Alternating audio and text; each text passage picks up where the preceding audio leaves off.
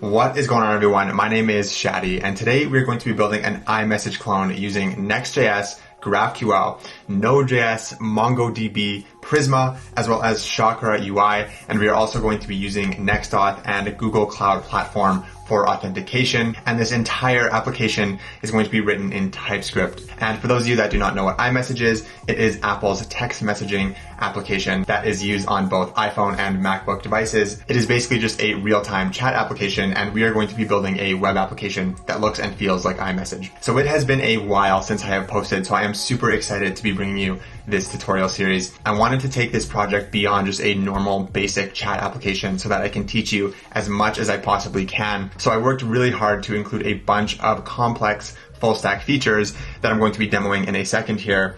And these features are really going to allow us to very deeply explore all of the technologies that we're going to be using. So on the front end, we are going to be taking a deep dive into React and Next.js, and we're going to be learning about things like server-side rendering, client-side routing, and we're going to be using pretty much all of the React hooks that come out of the box with React. And we are also going to be implementing authentication using NextAuth in combination with Google Cloud Provider. And also on the front end, we are going to be working very heavily with the Apollo GraphQL client library, and we're going to learn exactly what GraphQL is, why it is useful, and we're going to become very familiar with all of the GraphQL terminology like queries, mutations, and subscriptions. And we're going to learn how to write our own custom queries, mutations, and subscriptions and use them with the Apollo client React hooks so that we can actually send requests to our GraphQL API. And we're also going to be learning how to implement real-time features using GraphQL subscriptions and WebSockets. Now on the back end, we're going to be learning how to create a GraphQL API completely from scratch using Node.js and the Apollo GraphQL server library. We are going to learn how to create a GraphQL schema, as well as how to write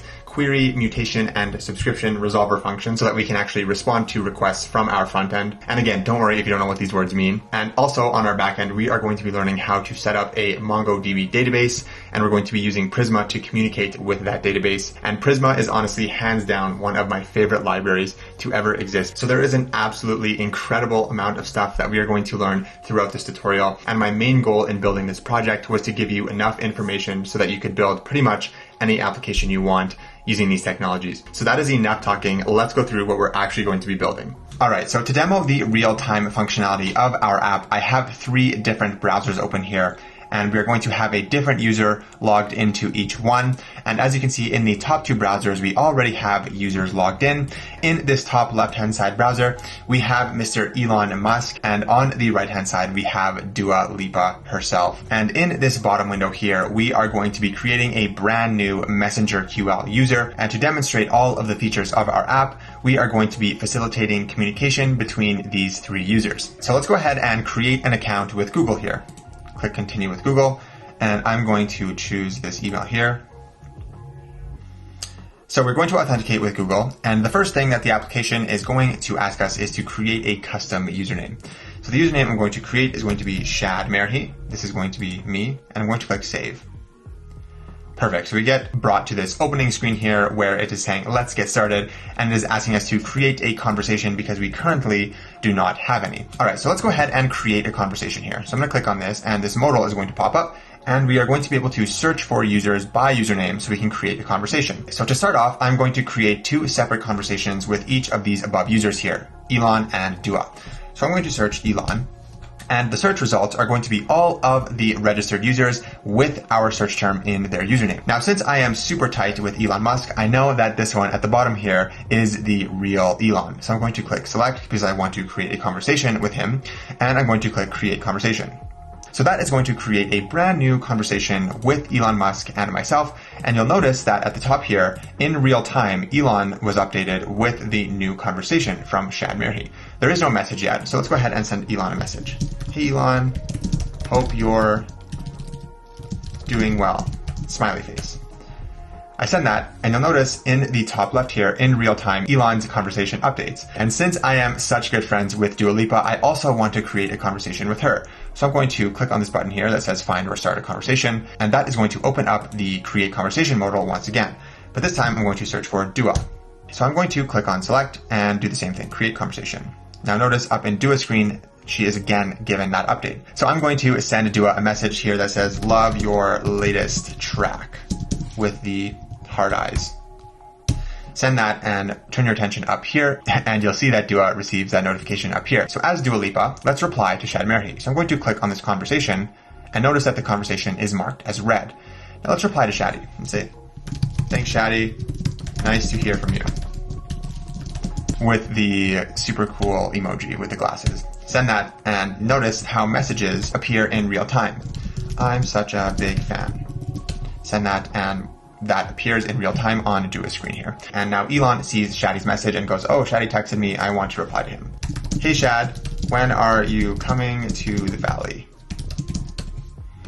And Shadi is going to receive that message in real time, and you'll notice the conversation is marked as unread because we have not clicked on it yet. So the application knows which conversations we have and have not read, which is pretty cool. And then when I click on it, you can see that it is marked as read. All right, so I have a conversation going with Elon Musk, and I also have another conversation going with Dua Lipa. But what if I wanted to create a group conversation with both Elon and Dua? Well, we can do that as well. So if I open up the create conversation modal again, our Dua Lipa search results are there. So I'm just going to add Dua to the conversation. And I also want to add Elon Musk. So I'm going to search Elon once again, and we want to add Elon Musk to the conversation. So now we have two people in this conversation. And now before I click create conversation, turn your eyes up to Elon and Dua's screens appear, and we're going to see this new conversation appear for both of them because they are both included. So I'm going to click create conversation and notice how the new conversation appears for both Dua and Elon. Okay, so as Shadi, I'm going to send the first message in this group conversation. I'm going to say, hey guys, I wanted to create a group. I'm going to send that message, and you'll notice that Dua and Elon both get that update. So let's go into this conversation from Dua's screen, and let's go into it from Elon's screen. Awesome. So now they're all viewing the group chat. Now, what about if after the group is created, we actually want to add another person into the group? Well, we can do that as well. If I right click on this conversation, I can edit this conversation to add another user. All right. So let's say we want to add Drake to our conversation. So I'm going to search Drake, and Drizzy Drake is going to pop up here. So let's select him, add him to the conversation, and I'm going to click update conversation. So if I click update conversation, notice how all three users are hit with that update. You can see that the conversation participants are updated here as well as here in real time. And I think that's really cool. All right, so let's get Dua to send a message here. So she's going to say, hey, how are you guys? And put the smiley face, send that. Both Shad and Elon get that message in real time. Now, let's say Elon Musk does not want to be in this conversation. He's like, oh my God, I'm already in so many group chats. I do not want to be in a group chat with Shad and Dua Lipa. That's the last thing I want to be doing. Elon can actually leave the conversation if he wants. If Elon right clicks on this conversation and he clicks on leave, the conversation is removed from his list, and you'll notice that on Dua's screen, Elon was removed from the participants list. Same on Shadi's screen. Elon is no longer there. And Dua's going to be like, oh my God, Elon left. Shadi's going to get that message, and he's going to say, it's okay. I'll add him back. Now, just to annoy Elon, I am going to add him back to this conversation. So if I right click on this conversation and I click edit, I am going to add Elon back in. Search for Elon again, select Elon Musk, and update the conversation. Now, Elon is going to see that conversation appear in his conversation list again, and he's going to be like, oh my God, they added me back. So he's going to send a message saying, stop, and he is going to leave this conversation once again. And now Dua is kind of like, okay, well, Elon obviously doesn't want to be here, so I don't want to be here either. What is the point of this conversation? So Dua decides to leave as well. So Dua leaves. So the conversation has updated on Shadi's screen, and he's realized that he is only in a conversation with Drizzy Drake, and he does not really want to talk to Drizzy Drake, so he's just going to delete the conversation. So he's going to delete the conversation. Conversation is deleted, and Shadi is back to just having two private messages with Elon as well as Dua. Okay, so that was kind of a silly demo, but it was kind of fun to do. But I wanted to show all of the features of this app. So basically, our users can create custom usernames. They can search for users to create conversations. They can create private one-on-one conversations, or they can create group conversations with as many people as they would like. Users are also aware of which conversations they have opened and which ones they have not based on this dot indicator here. And as you saw, users can both leave conversations as well as delete conversations. So there is actually a lot of really cool functionality going on here. My favorite feature of this app is the group conversations, as well as the ability to edit the user participants in a particular conversation to either add or remove users. I think that's pretty cool, and it was super fun to build. So we have a really solid feature list here, and they all have varying levels of complexity. And in building these features, we are going to become very comfortable with all the technologies that we are using. So that is it for the product demo. Let's actually get into the build. All right, you guys, welcome to the tutorial. Let's get building. So on the left-hand side of the screen here, I have my terminal open to the directory that we're going to place the brand new project in. And on the right-hand side, I have my browser open. And throughout the tutorial, I'm going to have my code editor open on the left-hand side and the browser showing the app in real time as we build it on the right-hand side. And one last thing I want to say before we start building, if at any point along the video you do get stuck or have a question about anything, please do leave a comment. I respond to 100% of my comments. And also I have a Discord server where you can gain direct access to me, and there is about 150 people in there now who are willing to help you out as well. So please do join that. I would love to see you in there. All right, so the first thing we need to do is create our brand new Next.js TypeScript boilerplate application. So what I'm going to do is search up create next app, go to the create next app docs here, and grab this command with the TypeScript flag from their documentation, and I'm going to paste it into the terminal here. Okay, so the way I'm going to set up the folders for this project is I'm going to have the main project folder as iMessage GraphQL, and inside of here I'm going to have both a front-end folder and a back-end folder in the same repository so that we can work with them in the same editor, but I'm going to deploy them separately at the end of the tutorial. So what I'm going to do is place the brand new Next.js project into the front-end folder of our project. So I'm going to press enter and just click yes to all these questions. All right, so once that is done, we will have a front-end folder inside of our iMessage GraphQL folder, and I'm going to also just create the empty backend folder. All right, so now we basically have a front end and a back end, and we're not going to touch the back end for a little bit. We're going to start off with the front end with the whole Next.js part, and the back end will come in a little bit later, but for now, I'll just create the empty folder. Okay, so what I'm going to do is open this up in VSCode and see what we have here. So like I said, we have this main top level iMessage GraphQL folder, and inside of here we have a front end and a back end, and the back end is just completely empty right now, but the front end has our brand new Next.js project that we are going to fire up here in just a second. And this is just a personal preference of mine to have this sort of mono repo with the back end and the front end in it, so I only need one repository and one VS Code window open. If you had them separate, you'd need two repositories as well as two VS Code windows open at the same time. So that is my personal preference. However, do with the folders as you wish. I'm just going to shrink this down to be about half of the screen size. All right, so let's take a look at our front-end folder here, and let's go into the very root of our Next.js application, and that is going to be inside of pages and then the app.tsx file. This is the root of our Next.js app here. So what I'm going to do is open up a new terminal in VS Code here, and I'm going to cd into the front end, and then I'm just going to run the command npm run dev to fire up the Next.js development server. And once that has successfully compiled, I should be able to go to localhost 3000 in my browser and see the bare bones Next.js project. All right, so for those of you that are new to Next.js, I'm just going to briefly explain how the page routing works in Next.js versus a plain React application. So Next.js has client-side routing built into it, which is super nice, and we don't have to set up routing on our own using something like React Router. And so how the Next.js router works is that the file names inside of the pages folder correspond to the route that that page will be seen on. So for example, if I go to the index page, which is just the home page or the base domain URL like localhost 3000, this is the page we're actually looking at right now. You can see this welcome to Next.js here. That's what we're looking at. So the file name of any file that I create inside of the pages folder will correspond to the route that I would want to go to actually see the component that is inside of that file. And you can do nested routing with folders. You could have a folder called posts, and then inside of that folder, you could have a file called comments, and then you would go to the route post/comments. So it's very straightforward and it's very nice, and it comes out of the box with Next.js. Okay, so what I'm going to do, just so I have a bit more room inside of the editor here, because this is kind of a small area, is I'm just going to actually shut off the development server, close this terminal, and run the server inside of my actual external terminal here. npm run dev. Perfect. And now I have a bit more room, and I'm just going to close the Explorer here. So now what we can do is just remove this entire div. We do not need it. And I'm just going to replace this with a div that says hello home page for now. So if I save that, you can see that that appears here because we are on the home page at the index route. We can remove all of these imports that we're not going to need. And we're going to clean up the folder and file structure here a little bit as well.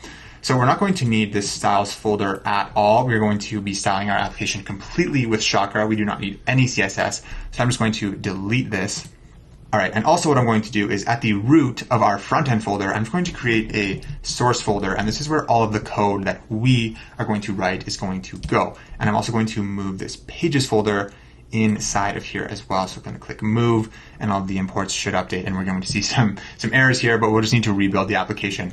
It's actually a very common practice to create a source folder in the root of your project. It's stated in the Next.js docs. It is configured to allow for it. It's just another preference of mine. I just feel like it makes sense to put all of the core application code in the source folder. And in order to get rid of these compiler errors here, all we need to do is just simply rebuild the application so that Next.js has a chance to recompile and go look into the source folder for the code that it needs to actually render the app. So if I refresh this, I should see hello homepage once again on the browser. It looks different though because we don't have any of the styles provided by Next.js. We have just a blank web page with zero styling, which is exactly what we want. All right, you guys, so the next thing we're going to move into is going to be authentication and setting up NextAuth with a MongoDB database using the Prisma adapter offered by NextAuth, which is going to allow us to actually create user accounts and store them in our database. And this is going to involve the exploration of three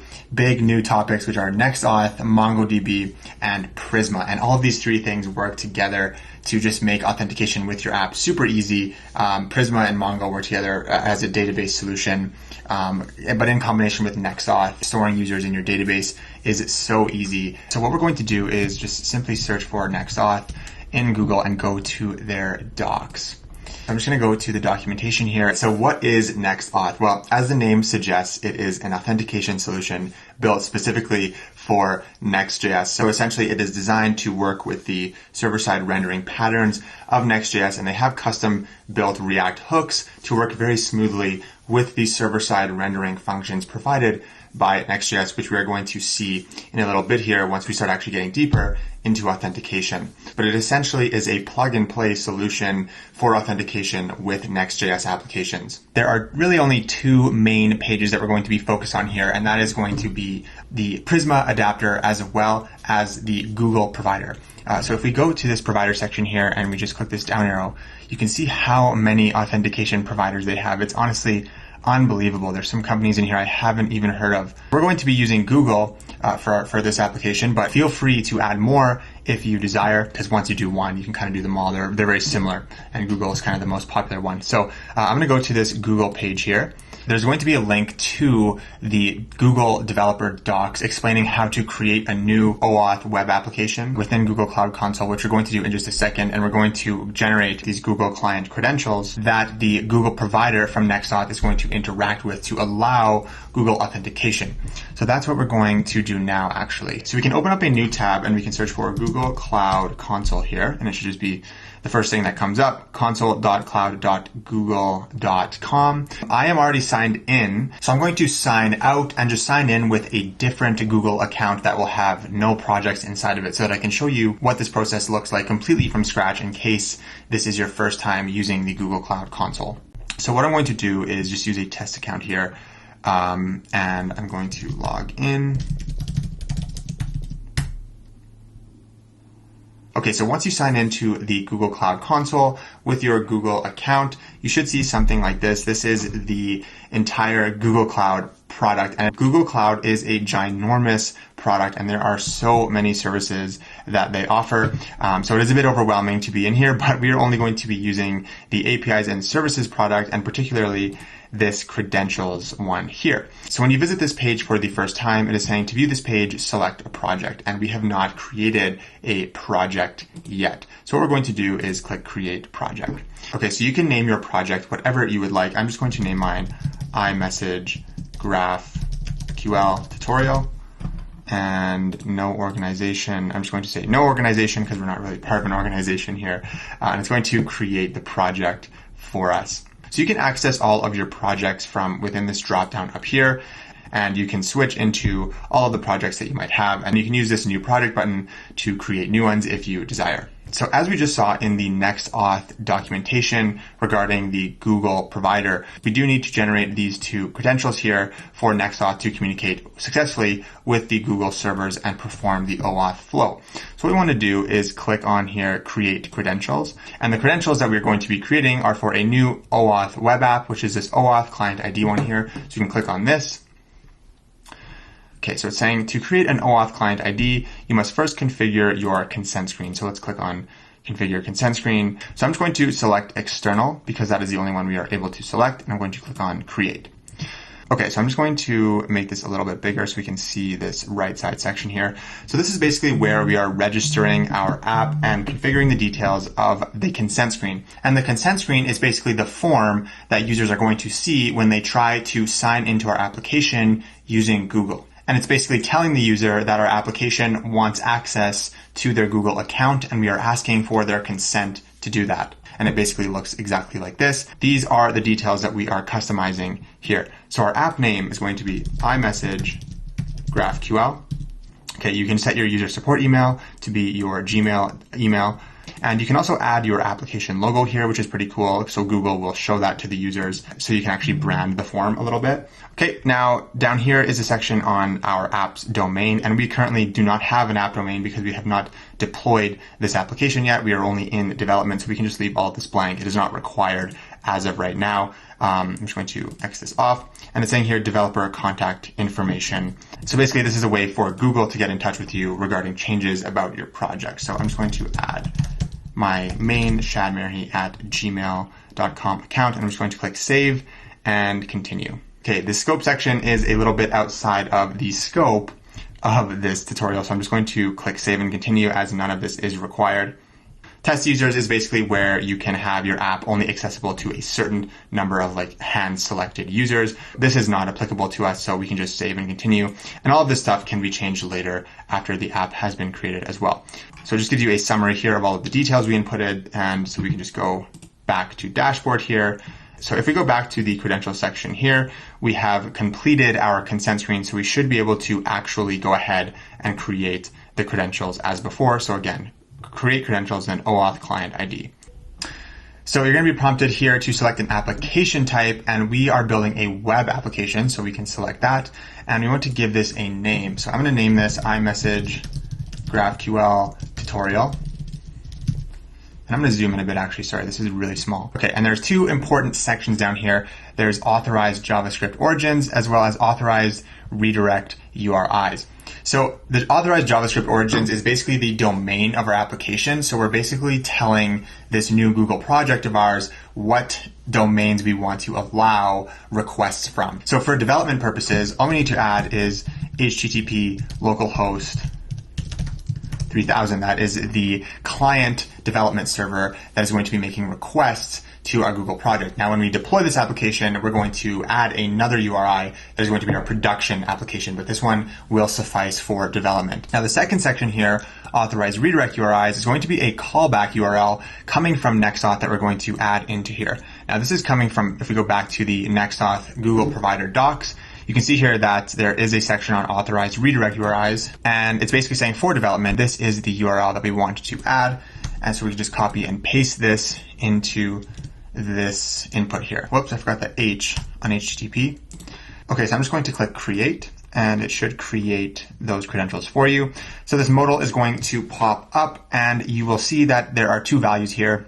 There is the client ID as well as the client secret. And if you go back to the documentation here, those are the exact two values that we need to pass to our Google provider. And as you can see here, these are both environment variables. So we're going to do the exact same thing. We're going to put them in a .env file because they are supposed to be secure credentials that are not supposed to be shared with anyone but your development team, which in this case is ourselves. So what we're going to do is, so let's create environment variables for both of these values here. So I'm going to copy this client ID one here and come over to our file explorer, and inside of our front end directory, I'm going to create a new file called .env.local, which is going to be our development environment variables, which we will later put into production. Okay, so I'm going to create this new one called Google_client_ID and set it equal to that value that I just copied from over here. And I'm going to copy the second one here, the client secret, and create Google client, if I could type properly, secret, and set it equal to that one there.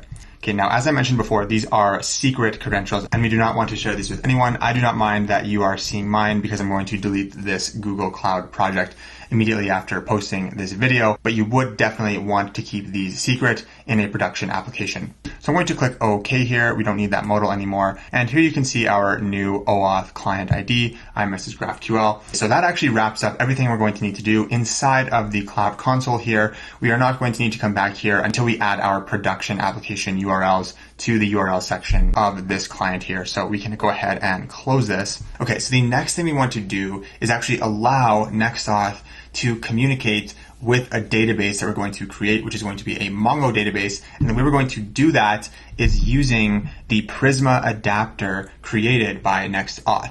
So if you expand this adapter section here, you'll see a bunch of different options here. And these are basically just adapters created for all of these different tools that allow you to really easily read and write users to your database of choice. So let's go ahead and click on the Prisma option here. So the very first thing we need to do is install a bunch of packages, NextAuth Prisma client and a NextAuth Prisma adapter here. So let's grab this first command here. It's kind of tricky with this copy window.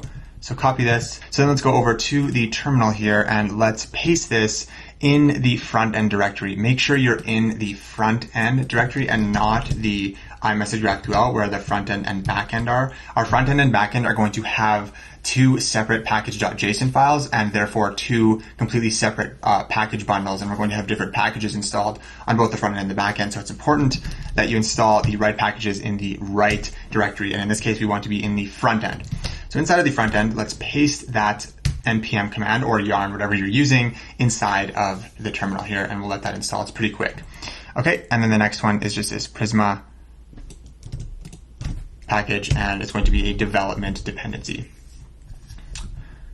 Cool. Okay, so that is all done. So the next thing we need to do is create this NextAuth file in our project here, and that is going to be created at this path provided here, which is pages/API/auth, and then the file name is going to be this square bracket ... NextAuth. And you may have noticed that out of the box, Next.js gives us this API folder inside of the pages folder. And so another really great feature of Next.js is this API folder because it allows you to really easily set up a backend in your application if you do need to write backend logic. And in our case, we do, but we are going to be developing our backend completely separate. So we're actually only going to have this auth route in our front end. But if you were developing, say, like a REST API with a Next.js app, you might have a lot more API routes inside of here. The routing works exactly the same as the page routing. So out of the box, it comes with this hello.ts file. So there's an API route /API/hello. And this is just provided to get you started developing your API routes, but we are not going to need this. So we can just delete this.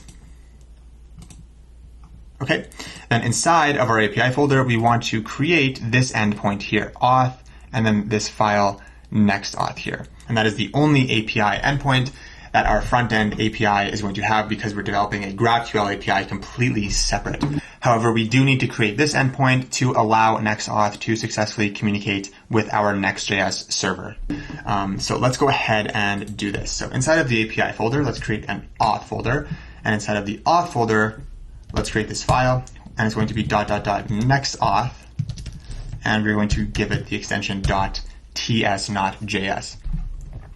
So then what we can do is literally copy all of this stuff from the docs here and just paste it in there. And we're immediately going to see some TypeScript compiler errors here because it's saying that type string or undefined is not assignable to type string. And that is because the value of these two things must be of type string, and there is a possibility that these are going to be undefined because our compiler does not actually know all of the environment variables that we have. However, we as developers do. So in order to fix these, I'm just going to typecast these two things to be strings, and we can do that in TypeScript using the as keyword. So we can say as string and as string. Now, generally in TypeScript, typecasting is not recommended. It's not really a good practice because it's overriding the TypeScript compiler. It's just generally not a good practice because it defeats the purpose of using TypeScript in the first place, sort of. But in this case, I think it's a safe bet and a good choice to use it because we do, in fact, know that these values are going to be strings and they're going to exist. So it's safe to do it here. But in general, we will want to stay away from typecasting if we can. So I can save this. And we actually are going to need to recompile our front-end development server because we added those environment variables. So whenever you add environment variables in your .env folder, in order to actually have access to them, you do need to just rebuild the application. So I'm just going to shut that off and rerun it. And we're getting some other errors here. Oh, okay, so we're running into some styling file routes here. So yeah, let's delete every reference to a CSS file that came out of the box with Next.js because we deleted all of the CSS files. So did that fix that? Okay, so that seemed to fix that. So I go to localhost, we should be able to refresh, and things are working fine. And the environment variables should be accessible now by our NextAuth file here. All right, so the next thing we need to do now is actually create a database that NextAuth can communicate with via this Prisma adapter. So Prisma is going to act as the middleman between our Next.js application and our database, which is going to be a Mongo database, which we're going to create in just a few seconds here. So if we go back to the Prisma docs and we keep scrolling down, it goes through how to actually set up your Prisma schema to work with a database of choice. So in the documentation, the database that they're using is a Postgres database. We are going to be using Mongo, and luckily they have a section on MongoDB. But no matter what database you're using, it's pretty much the exact same setup with just a few minor tweaks. So we go back to the Create Prisma Schema section. The way Prisma works is that you have a schema that represents all of the entities in your database. So you'll see here the keyword model, and then we have a model called account, a model called session, and a model called user. And each model has a bunch of fields that make up the structure of the model, and each field has a type that we as developers can specify, such as string, integer, or a custom type like a message or a conversation. And so as we build out the logic of this application, we're going to have different models like messages, conversations, conversation participants, etc. And all of those can just be represented by models in the Prisma schema. That's the pattern of Prisma. You create models for each entity in your database. And so the models or entities that need to be created for NextAuth to work with the Prisma adapter are these three here: account, session, and user. And actually, sorry, this fourth one, the verification token. And honestly, at first, this schema looks a bit intimidating. Don't let it scare you away. It's actually just a bunch of different models with fields that are already provided to us. So we can literally just copy and paste this into our schema.prisma file and make a few minor adjustments to work with Mongo, and we should be good to go. We can use the functions provided by NextAuth and immediately just start easily creating users using Google Authentication, and it's honestly amazing. So what we can do is copy this file here, this entire thing, and inside of our file structure here, inside of source, I'm going to create another folder called Prisma. And this is where we're going to create this schema.prisma file in here. So inside of the Prisma folder, we can create schema.prisma. Now I can just paste this entire thing in here. I'm just going to close my Explorer so we have a bit more room. So the very first thing we see in this file here is actually the data source object that Prisma is going to read and write to. And in this example they provided here, they have a Postgres database as the provider. In our case, we are going to be using Mongo, so I'm going to change this to MongoDB. And for this URL, this is actually going to be the URL that Prisma is going to use to connect to our database. And that is going to be the URL of our new Mongo database, which we're going to create in a second here. And we can get rid of this shadow database URL here because we do not need it. Now moving on to this client object here, we don't need this preview features. It's saying you will not need this in Prisma 3 or higher, and we are using Prisma 4.2.1, so we are well past 3, so we can just go ahead and get rid of this.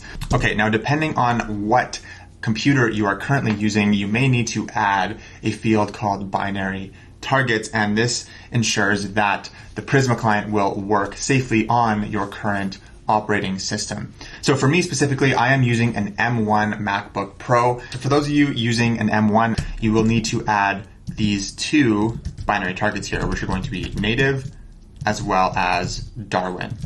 Now, for those of you who are not on a M1 MacBook, say you're on an Intel MacBook or you're on Windows or Linux, I think you should be fine completely leaving out the binary targets, because I was originally developing this application on an Intel Mac, and then I recently purchased a M1 and continue the development. And only then was I running into issues and had to do some research and figured out I needed to add this. So if you're not using an M1, I think you should be okay leaving this blank. Sorry, morning alarm went off. I think you should be okay leaving this blank. However, if you do run into issues down the road, let me know in the comments or join my Discord linked below. Shoot me a message and I will help you get it solved. So for now, only add this if you are using an M1. So you'll notice that we're getting a bunch of compiler errors here. And this has happened since we changed our database provider to be MongoDB. And it's basically just saying that these fields are not valid Mongo IDs. And this is exactly what the MongoDB section of the NextAuth Prisma adapter docs talks about. It's basically just saying we have to change the value of these to be valid Mongo IDs so that the ID fields are mapped correctly. So what we can do is just copy this and paste this in for the ID values for every single one of these models. And you'll notice that those red underlines slowly disappear. And we'll also need to add an ID here to the verification token. Perfect.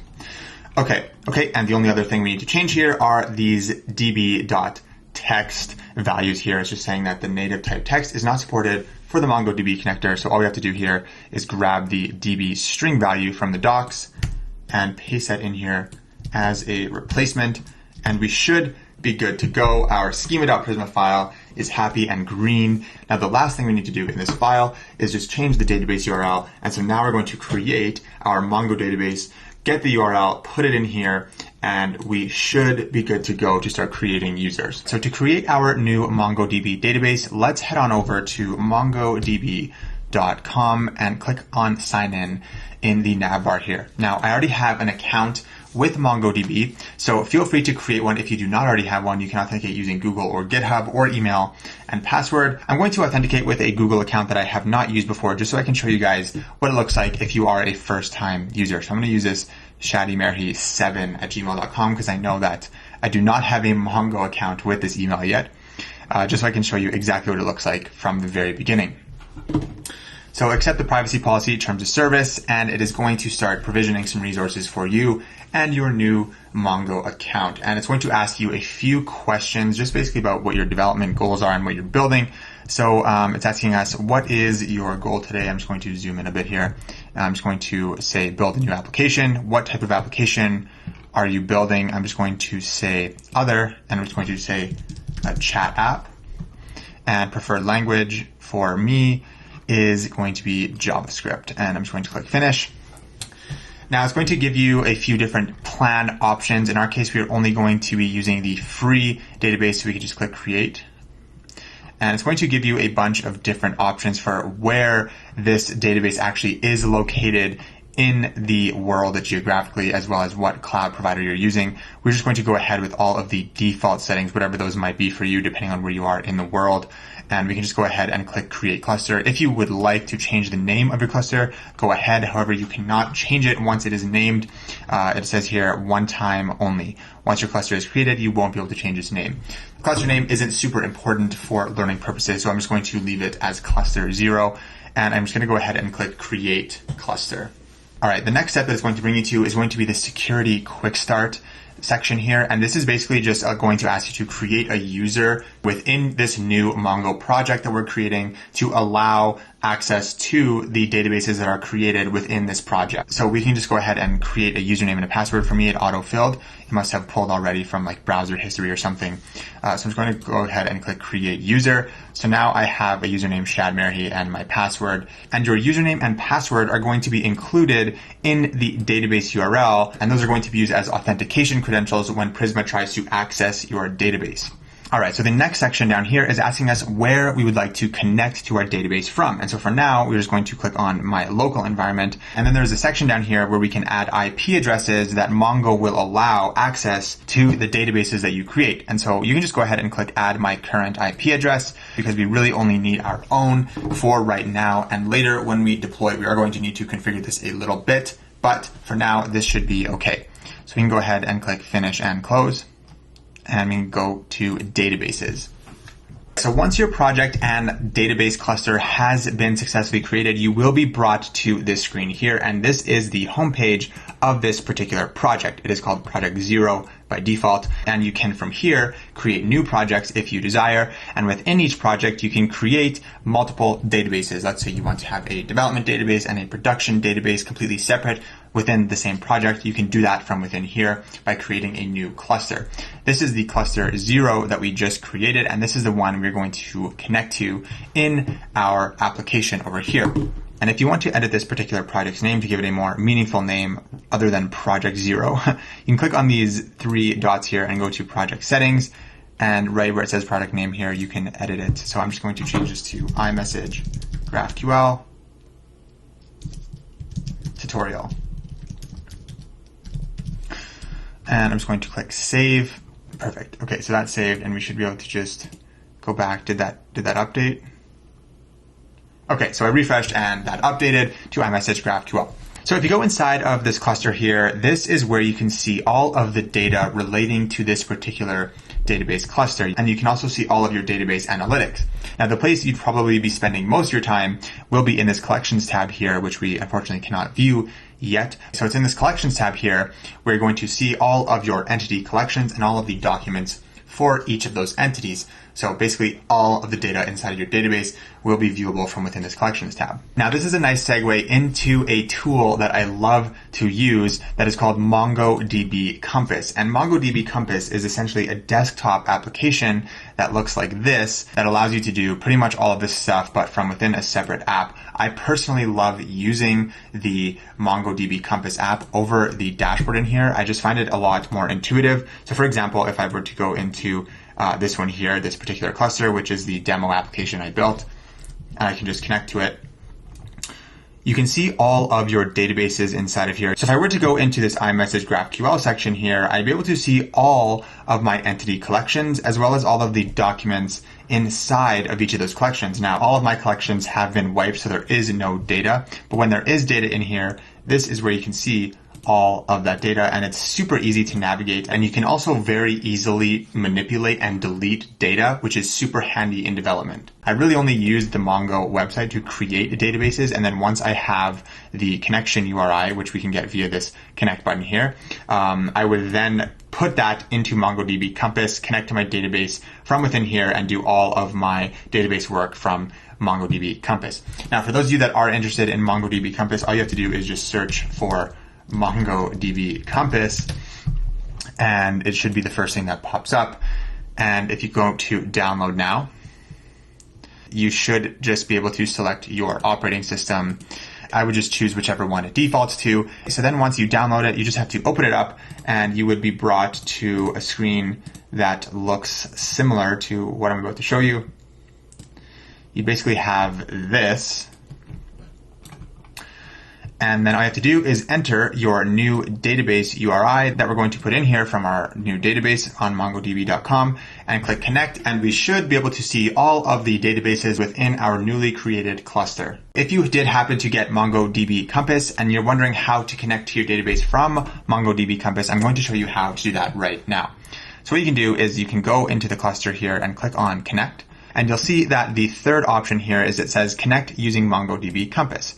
So you can click on that, and it's going to give you a connection URI, and that is what we're going to paste into this input over here. Now, if you remember from a few minutes ago, I mentioned that the user that we created within our new project when we were creating our new cluster, those credentials are going to be part of the connection URL, and you can see them here. So my username is here, and there is a placeholder for my password, which I'm going to put in as well. And then at the very end here, we have /test, and this is just going to be the name of the database, and we can make this whatever we would like. So what I'm going to do is I'm going to copy this, and I'm going to come over to MongoDB Compass and paste it in here. I'm just going to zoom in a bit because this is kind of small. All right, as for the database name, which is the last parameter here in the URL after the /, I'm going to give our database name iMessage GraphQL. All right, now something important to note here is that when you put your password into this URI, you need to make sure that it is URL encoded. Now, this is particularly important if your password has special characters in it.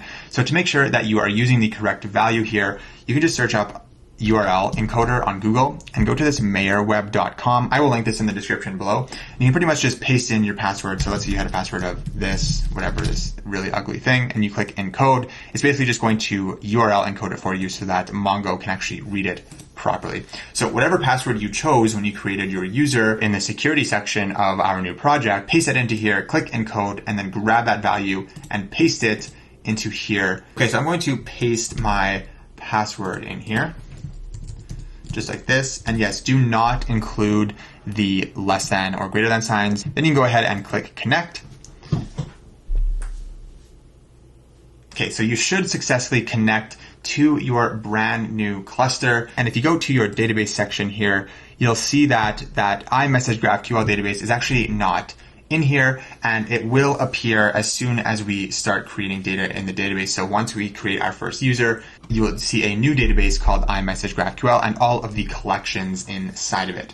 All right, so in order to actually start creating data in our database, we need to connect our Next.js application to our database. So if we go back to VSCode inside of the schema.prisma file here, we are going to allow Prisma to connect to our Mongo database very similarly to how we did it with MongoDB Compass. We're going to provide a connection string URI that Prisma is going to use in the Prisma adapter, and that is how it is going to connect. So it's going to look very, very similar. There's just a few subtle differences here. So if we go back to mongodb.com inside of our cluster and we go back to that connect button here, the first option we did was connect using MongoDB Compass. This time we're going to click on connect your application. And basically this is going to ask you to pick your backend framework that you are using. In our case, we are using Node.JS, and the version is 4.1 or later. And then it gives you this connection string, which is what Prisma is going to use over here to connect to our database. And it looks very similar to the Mongo Compass URI, except there's just a few added query parameters here. So we can just copy this from over here, and we're going to create an environment variable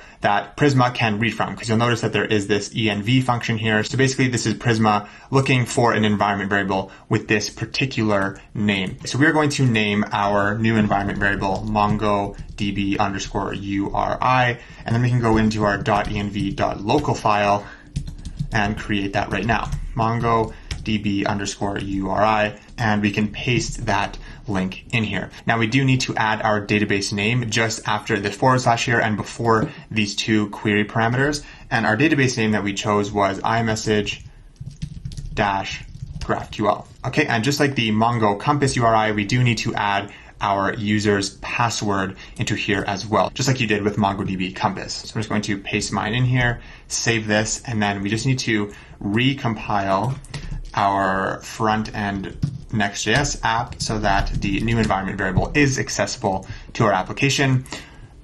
Perfect. Okay, so that is done compiling. So now when we actually call the Prisma adapter through NextAuth to create our users, Prisma is going to have a way to connect to our database and is going to be able to successfully create documents within our new database.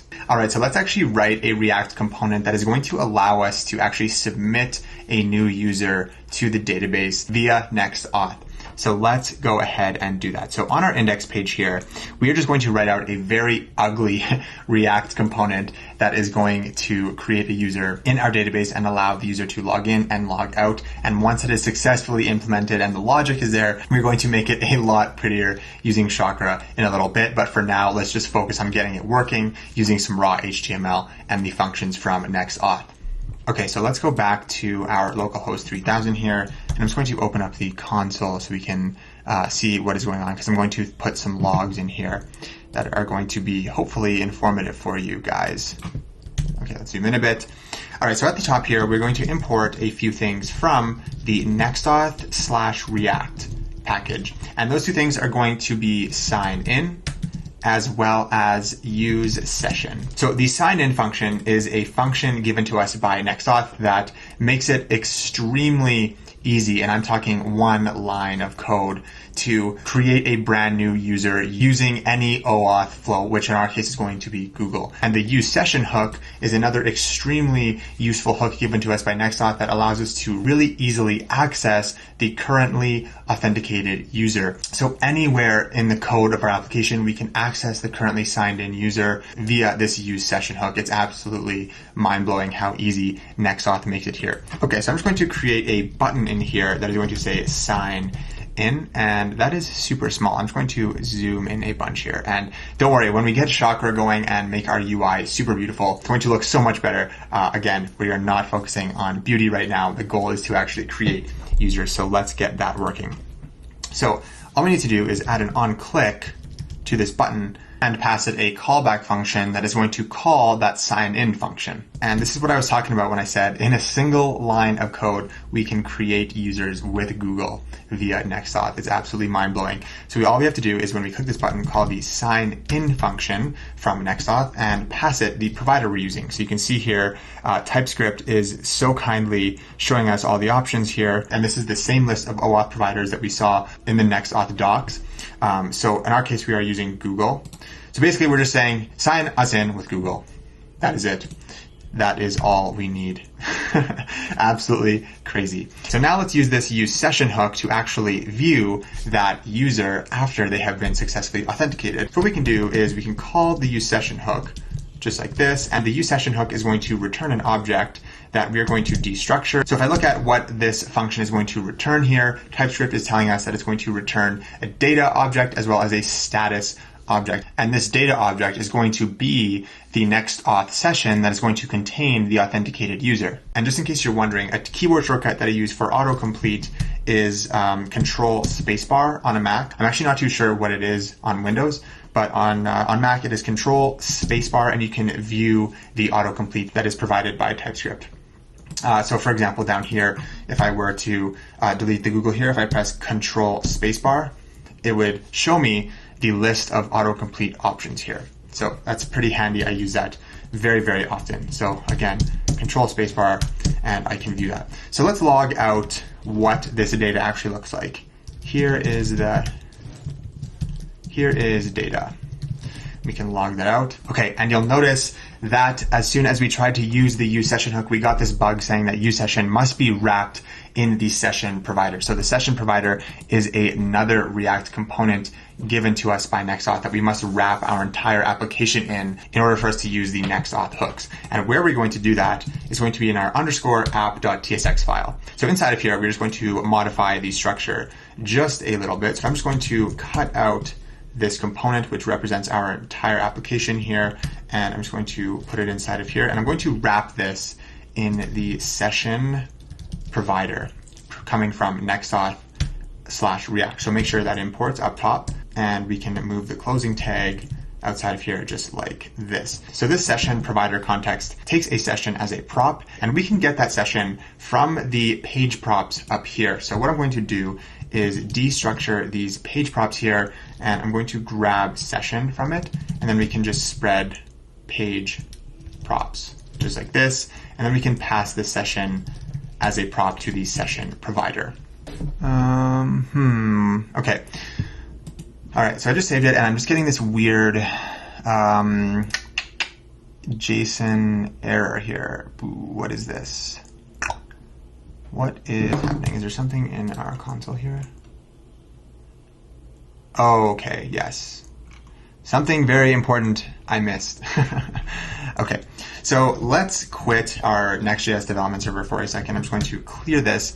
And something that is very important that I missed, actually, I'm glad this came up because I can explain it here, is we need to generate our Prisma client. Now, what does that mean? So the Prisma client sort of represents the interface between Prisma and our data source, which in our case is a MongoDB database. Now, in order to generate this client, Prisma requires you to run a command that is npx prisma generate. And so once we generate the Prisma client, it is through that Prisma client that we are going to be able to read and write from our database. And we're going to see this a lot more as we develop out the core logic of our application. So when we create messages, for example, we're going to say prisma.message.create, something like that. And that Prisma thing that we are calling the .create on is this Prisma client. So basically what happens when we run this command is we are sort of building this schema with all of these models and all of these fields. And that is how Prisma knows what entities we have in our database and what fields those entities have, so that us as developers can do things with those entities, like create create them, delete them, modify them.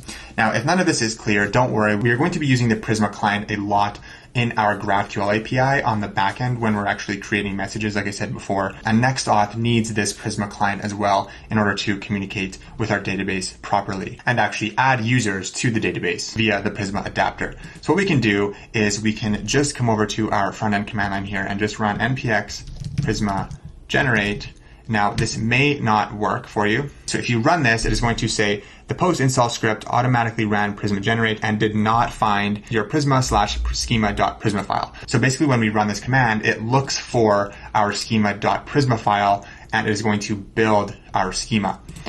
So we need to provide it a path to our schema file. So as you can see here, it says if you have a Prisma schema file in a custom path, you will need to run Prisma generate exactly like we did, but then with the flag schema and then the path to that file. Okay, so we can say npx Prisma generate -- schema, and the relative path to our Prisma schema is going to be source/prisma/schema.prisma.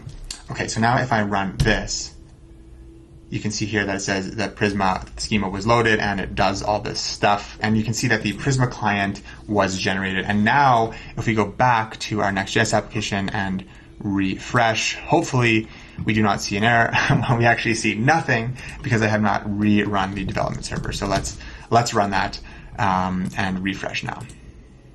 Okay, perfect. So we have no error in our console now, and you can see that the data is undefined, which is good because we do not have a user logged in. So I'm glad we covered all of this stuff. I totally forgot about the Prisma generate, but that was a good time to bring it up and hopefully explain it. Again, if the Prisma client stuff is a little bit unclear right now, do not worry. We're going to work with it so much on the back end. It is going to be extremely clear by the time we're done. So let's go back to our index file and back to this login authentication logic that we sort of got sidetracked from a bit there. So, okay, just a little recap.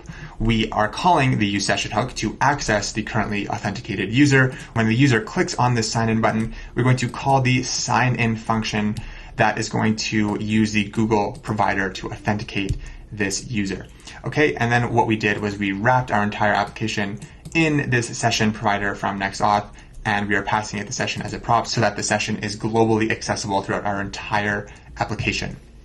Perfect. Okay, so we do not need this app.csx file anymore, so I'm just going to close it off and let's give this a go. We have the Prisma client generated, we have NextAuth all configured, so theoretically this should work. So if I click sign in, you can see that it brings us to the Google OAuth page. So I'm just going to click on shadmerhi@gmail.com, let it do its thing, and boom, in a few lines, we just created a user with Google authentication. So you can see here that the data is logging now. And check this out. If I go into data.user, this is the user that was just authenticated with Google. Now, check this out. If we go over back to our MongoDB compass and we just click refresh, you can see that the iMessage GraphQL database was created because Prisma actually communicated with it and wrote the new user to the database. So if I click on this, you can see that it created 3 collections here. So if I click on user, I'm just going to zoom in a bit. You can see our new user is in there, Shadi Merhi.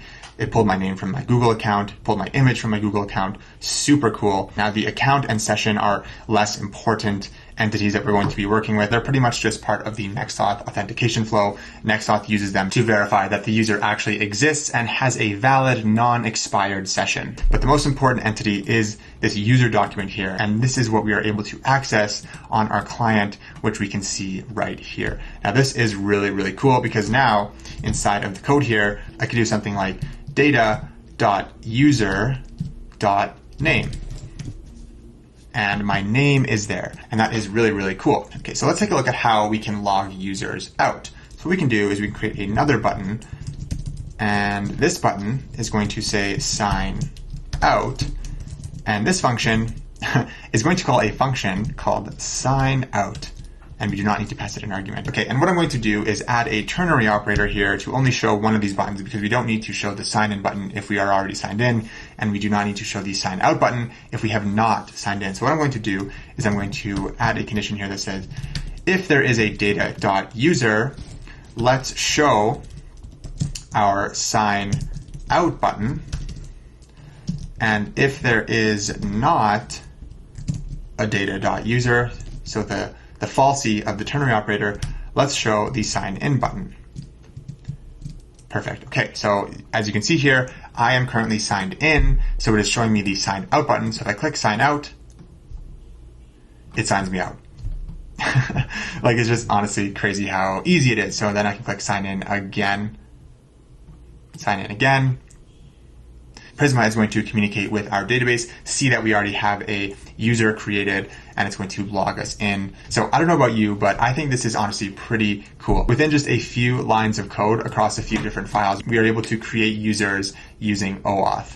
All right, so in your terminal, you may have noticed that NextAuth is throwing these two warnings here. It's saying that there is no NextAuth URL and that there is no secret. And these essentially are two environment variables that we need to set. So in a development environment, which we are currently in, NextAuth just throws warnings if these two environment variables are missing. However, in production, this would actually break the application and NextAuth just would not function without these two things. So we can just quickly add these two environment variables. They are really simple to add just to make these warnings disappear, and they're going to be important later in production anyway, so we might as well just tackle them now. So the NextAuth URL is essentially just our application domain, which in this case is localhost 3000. In production, it's going to be our website domain, which we're going to get from Vercel when we deploy our front end. And the secret is just a random string that NextAuth uses to hash its tokens and the email verification tokens that it gets when it communicates with these third-party OAuth providers. Just a bunch of that stuff that's happening behind the scenes that NextAuth needs. All right, so let's handle the NextAuth URL environment variable first. So if we go to our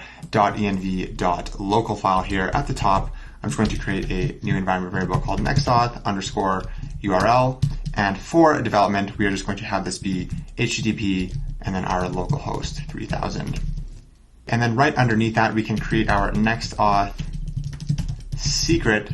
And the value of this, we can actually generate in our terminal using a command that is provided to us in the NextAuth documentation. So if you actually visit this link here that NextAuth provides in the warning, so it'll bring you to their warnings page here, all the warnings that could potentially be thrown in the terminal. I'm just going to click on this read more link here, and it brings you to the options documentation, particularly to the secret section. And it basically says what the purpose of the NextAuth secret is and how we can quickly generate one. So it's saying you can quickly generate a good one using this command here. So what you can do is just simply copy this and then come over to an empty terminal window here, just open up a new terminal tab and put that in there, and you can remove this $sign here. I don't know why it automatically pastes that in there. Run this command and it generates this nice random string for you that is going to be our NextAuth secret. So then we come over back to our env local file, paste that in here. And so now, in order for NextAuth to actually use this NextAuth secret environment variable, we can go back to our nextauth.ts file here. Underneath providers here, we can pass in a value for this secret parameter here. And the value of this is going to be that environment variable. And we can access that by doing process.env.nextauth secret, which matches the name that we gave it over here. And we do not need to add the NextAuth URL in the code anywhere. NextAuth will look at our environment variables. And then if we just recompile our development server, so I'm just going to stop running it and then recompile. So now if I come back to our application and I refresh, you can see that we are no longer seeing those warnings that were previously thrown by NextAuth. And I can even sign out and sign back in. Perfect, and we're not seeing those warnings. So when we deploy this application, all we're going to need to do is change the value of our NextAuth URL to be the domain of our production application that Vercel generates for us. So for now, we are done with our environment variables, and we can just close this and continue on with our application. Okay, so now that we have NextAuth working, I think it is time to improve what our UI looks like, because I'm kind of sick and tired of looking at this really ugly UI. And so it is now time to install Chakra UI and get our application looking a lot better than it currently is. So I'm just going to close some of these tabs that we don't really need for now. And we're going to head on over to the Chakra UI documentation. So I'm just going to do a quick Google search for Chakra UI, and go to the homepage here, chakraui.com. And I'm just going to click on Get Started. And the first thing that we're going to see here is the installation section for both NPM and Yarn. And whatever package manager you are using, copy that command. And we're just going to come over to our terminal here in our front end. Again, make sure you're in the front end and paste that in here. So we are installing 4 important packages here, Chakra UI React, and a bunch of dependencies that it needs, which are Emotion React, Emotion Styled, and Framer Motion. So we're just going to run this command here. So once that is done, if we come back to the documentation here, I'm just going to zoom in a little bit. It tells you how to actually use Chakra in a React application here. So you can see that they're wrapping the entire application in this Chakra provider. So that is essentially what we're going to do in order for us to use the Chakra library throughout our application. So what we can do is come over to our app.tsx file. Whoops, not that one. And this is essentially the Next.js version of what this is here in the documentation, because this component represents our entire application, very similarly to what we did with the NextAuth Session provider, where we had to wrap our entire application. We're going to do the exact same thing with the Chakra provider. So underneath the session provider, I'm going to bring in the Chakra provider to make sure that imports from Chakra UI React.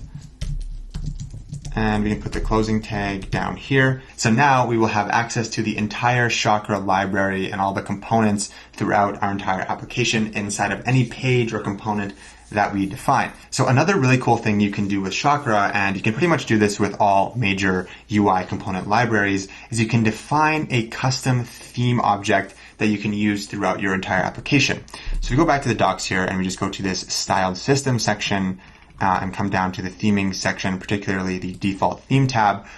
We can look at what a theme exactly is and why it is useful. So as the documentation says here, the theme object is basically a place where you can define basically all of the aesthetic parts of your application. So the main benefit of using a theme is that it keeps the overall look of your application consistent throughout the entire thing, so that you have this, the same colors being used, the same border radiuses being used, and it just looks really consistent from a branding perspective. And it can actually prevent a lot of code duplication where you would have to define the same CSS styles over and over again throughout the code base, and you just sort of define it in one place. And then whenever you need these styles throughout your app, you just access the theme object. Our iMessage application has very basic colors in it. There's really only about 3 to 5 colors that we're going to be using. But I want to create a very simple theme object to show you how to do it, because I think it is extremely powerful and it can be really useful in really large applications that other developers might be working on as well, and it just makes your code a lot cleaner. So what we're going to do is create a custom theme here. So we can just come over to the customize theme section here, and essentially it just gives you a small guide on what to actually do to create a custom theme. So this is basically exactly what we're going to do. We're just going to create this theme using this extend theme function provided by Chakra, and then pass it to our Chakra provider here so that it is accessible throughout our entire application. So what we can do is come over to our directory here, and inside of our source folder, I'm going to create a new folder called Chakra. And inside of here, I'm going to create a file called theme.ts. And I'm just going to copy these lines here from the documentation and paste it in here. So we're just going to make a few minor modifications to this file, the first of which is going to be exporting this theme object here so that we can actually import it into that app.tsx file. And I'm just going to remove these comments here because we don't really need them. So for our brand colors, we're only going to have one brand color, and that is going to be the iMessage blue color. Now the hex code for that is going to be 3D84F7. That is the iMessage blue that is going to be used throughout our app. And our other application colors are going to come directly from the Chakra dark mode color palette. So underneath this colors object here, I'm going to add a styles object, and inside of here we're going to apply a background color for the entire body of our application. So the way to do that is inside of the styles object here we can define a global value, and this is going to be a callback function, and inside of here we are going to set the color of our body, and the color that we want to set in this case is going to be white alpha .200. So that is a shade of the white alpha color palette. And if you're curious what all of these colors are, you can actually come over to the default theme section of the documentation here. And if you just scroll down, there's every color that exists in the Chakra library, which is really, really cool. They have a lot of nice colors and they have a bunch of shades of every color, which is super nice. So if you want to access blue 200, for example, you would say blue.200. So white alpha 200 is actually dark despite the name. It looks like this. So this is sort of the background color of our application. It is a very nice dark mode color. So black alpha and white alpha are really popular dark mode colors. So we're going to be using these a ton throughout our build. So one last thing I'm going to do inside of this file is create some theme config options here. And this is going to be of type theme config. So we can import that from Chakra UI React. And essentially what we're going to do inside of here is set the initial color mode. So we want our initial color mode to be dark. And secondly, we want to set the value of this useSystem color mode value to be false, just in case our operating system is in light mode, for example. We want to prevent that from overriding our Chakra theme.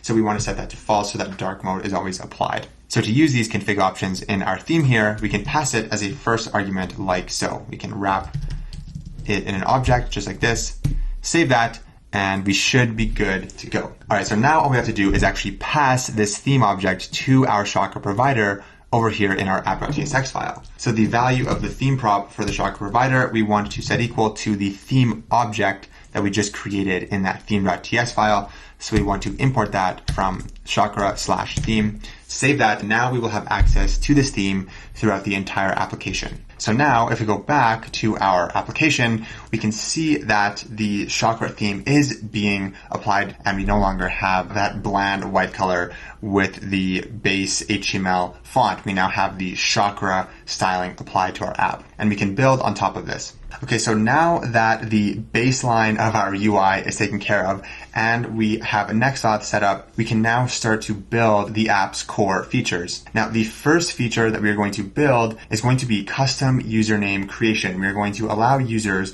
to create a custom username upon signing up, because when they sign up with NextAuth through the Google Provider, all that they are given is a name, email, and an image URL. And these three values are coming from their Google account. That's all they have, just those three things. That is the default session object given to us by NextAuth. And I want to show you guys how to add custom properties to this session, and particularly the username, because I just think it's kind of cool and I think it makes sense in a chat app, sort of like, Discord, where you can create a custom username so you don't have to use your actual name from your Google account. So when a user successfully signs up with our application, we're going to prompt them to create a custom username that is going to be added to their user document in the database, as well as to the client NextAuth Session, so that we have access to it throughout the app. And in order to create these custom usernames and actually update the user in the database, we are going to need to build out the first part of our GraphQL API. And so in building this username feature, we're going to get our first glimpse at GraphQL. So we're going to learn a ton and get a really good introduction to GraphQL and building out our backend by building out this username feature. All right, so we're going to start off by focusing on the front end side of this feature. So we're going to build out the UI and the actual input that users are going to input their custom username into. And then we're going to build out the actual GraphQL mutation that is going to execute when the user saves their username. Now, if you don't know what a GraphQL mutation is, do not worry. We are going to get into the weeds of that. Basically, a mutation in the world of GraphQL is a request to our server that is modifying data of some kind. So a create operation, an update operation, or a delete operation, we're going to use a GraphQL mutation. And then for reading data, which would be a read operation, we're going to use a query. Queries and mutations are two very popular words in the world of GraphQL. And there are subscriptions as well, which allow us to do real-time data updates like a chat application, which we are obviously going to get into because we need subscriptions to perform real-time chat. All right, so that is enough about GraphQL for now. We're going to see a ton of this very shortly. So let's build out our React components that are going to allow users to create this username, and then we will dive into GraphQL very shortly. So we're going to head over to our index page, which is the home page of our application. And this is where we're going to start building out a lot of this username logic. So the first thing we're going to do to our index page is server-side render this page, because right now it is being rendered client-side, which is totally fine. But you'll notice that if we refresh this page here, you'll notice that just for a split second there, it says signed in, and it does not pick up that we are signed in. until after about, 0.5 of a second. You just get that brief flash. So if you look at the console logs here, you'll actually see that on the first render of the component, data is actually undefined. And then once the session is successfully loaded from the NextAuth server, it is no longer undefined and it actually has the populated values. But for the brief second that the session is undefined and is being fetched from the NextAuth server, this is actually rendering because data.user does not exist, which is the reason we are seeing that flash of signed in, which is not terrible. But if you have a bunch of UI components that depend on a user being signed in, this little flash can be not the best user experience. It's not the end of the world, but if you can solve the problem, why not? And the way we can solve that problem is by server-side rendering this page, which allows us to fetch and compute data and pre-render our React pages on the server and then send these pre-rendered pages to our clients so that they are already populated by the time they reach the browser. So we are going to do exactly this with our session so that the first time the component renders, if the user is signed in and the session exists, the first render of the component will appear as though the user is signed in. So in Next.js, the way we can server-side render a page is by using a function called getServerSideProps. Now, in order to use this function, at the bottom of our component here, we can export the function, which is called getServerSideProps. And so the way Next.js works is that when it builds the application, it is going to look through all of our page files and it's going to check if we have a function called getServerSideProps being exported from each of these files.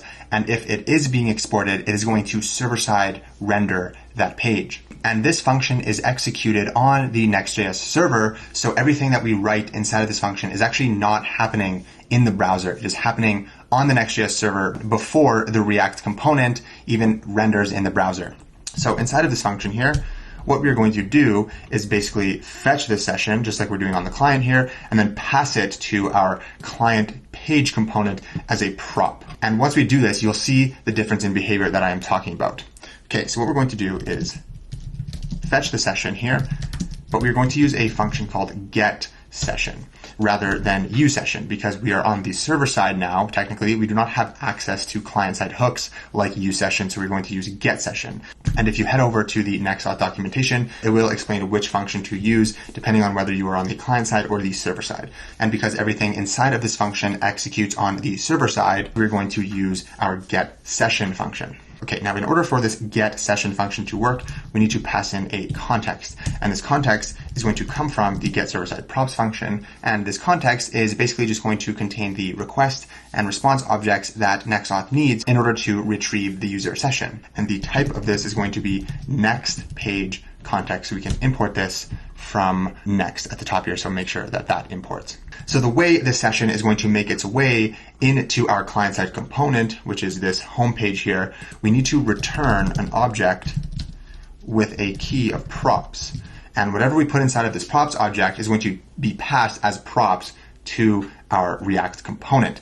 And so what we want to pass here is this session. So now if you refresh this page, you'll see that there is no longer that brief glimpse of the sign in before we see that the user is actually signed in. So by us fetching this session on the server side and passing it as a prop to our page component, the useSession hook has immediate access to that prop and it does not need to actually make a request to the NextAuth server to fetch the session. It will just have it right away on the first render. You'll notice that we are no longer seeing that undefined state of the data. Now, obviously, if the user is signed out, the data is going to be null, but that is good. We definitely want that. This is more for if the user is signed in and then, goes away from the application for a while and then refreshes, we no longer have that brief undefined state. All right, so now that our index page has successfully been server-side rendered, let's actually start building out the structure of the HTML part of this component here.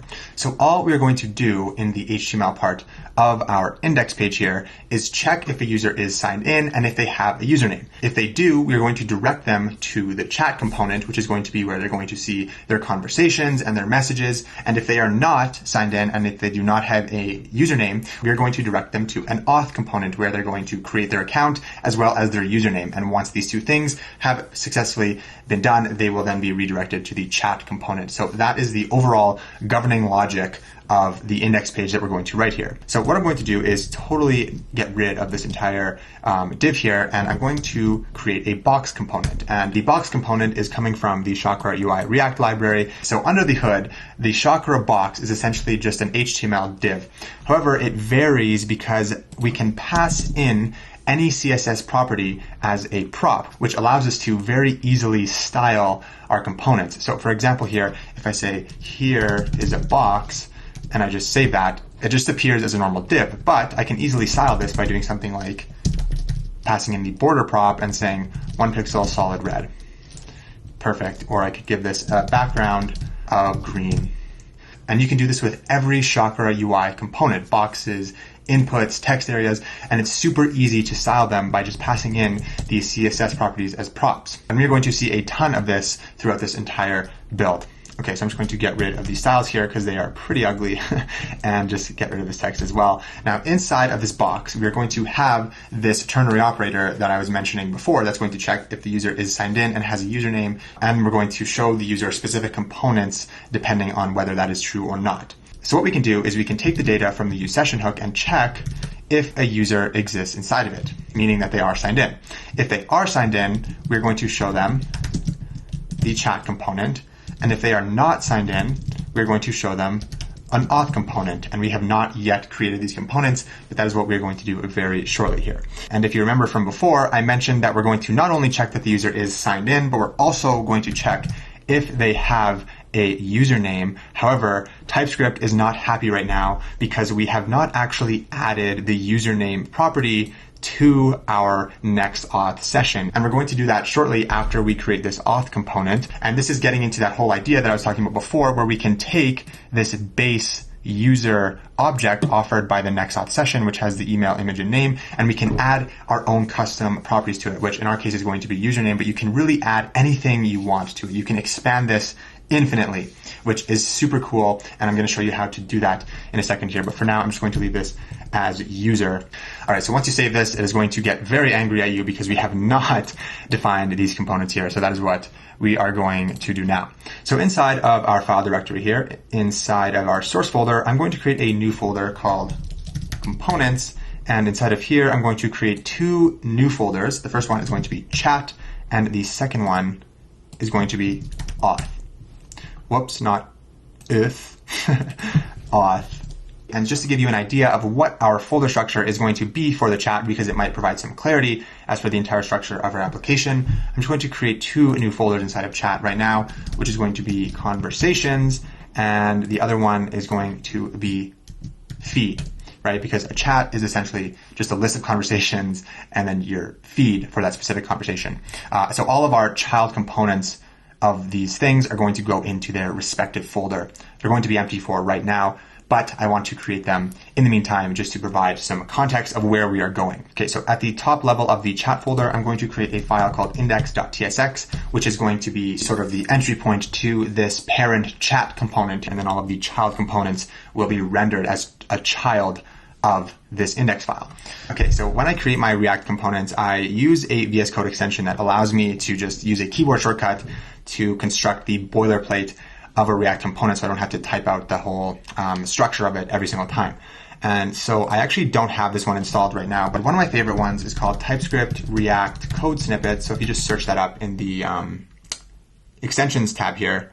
So this is the one here created by Infang. 303K downloads at the time of this recording. It might have more depending on when you watch this, but there's a few very similar React extensions in VS Code, but this is my favorite one here. And if you scroll down a bit here, it gives you a list of all of these trigger hotkeys that can build you different types of components depending on what you're looking for. There's a pretty giant list here. So I'm just going to install this, and it's going to make our lives just a bit easier here.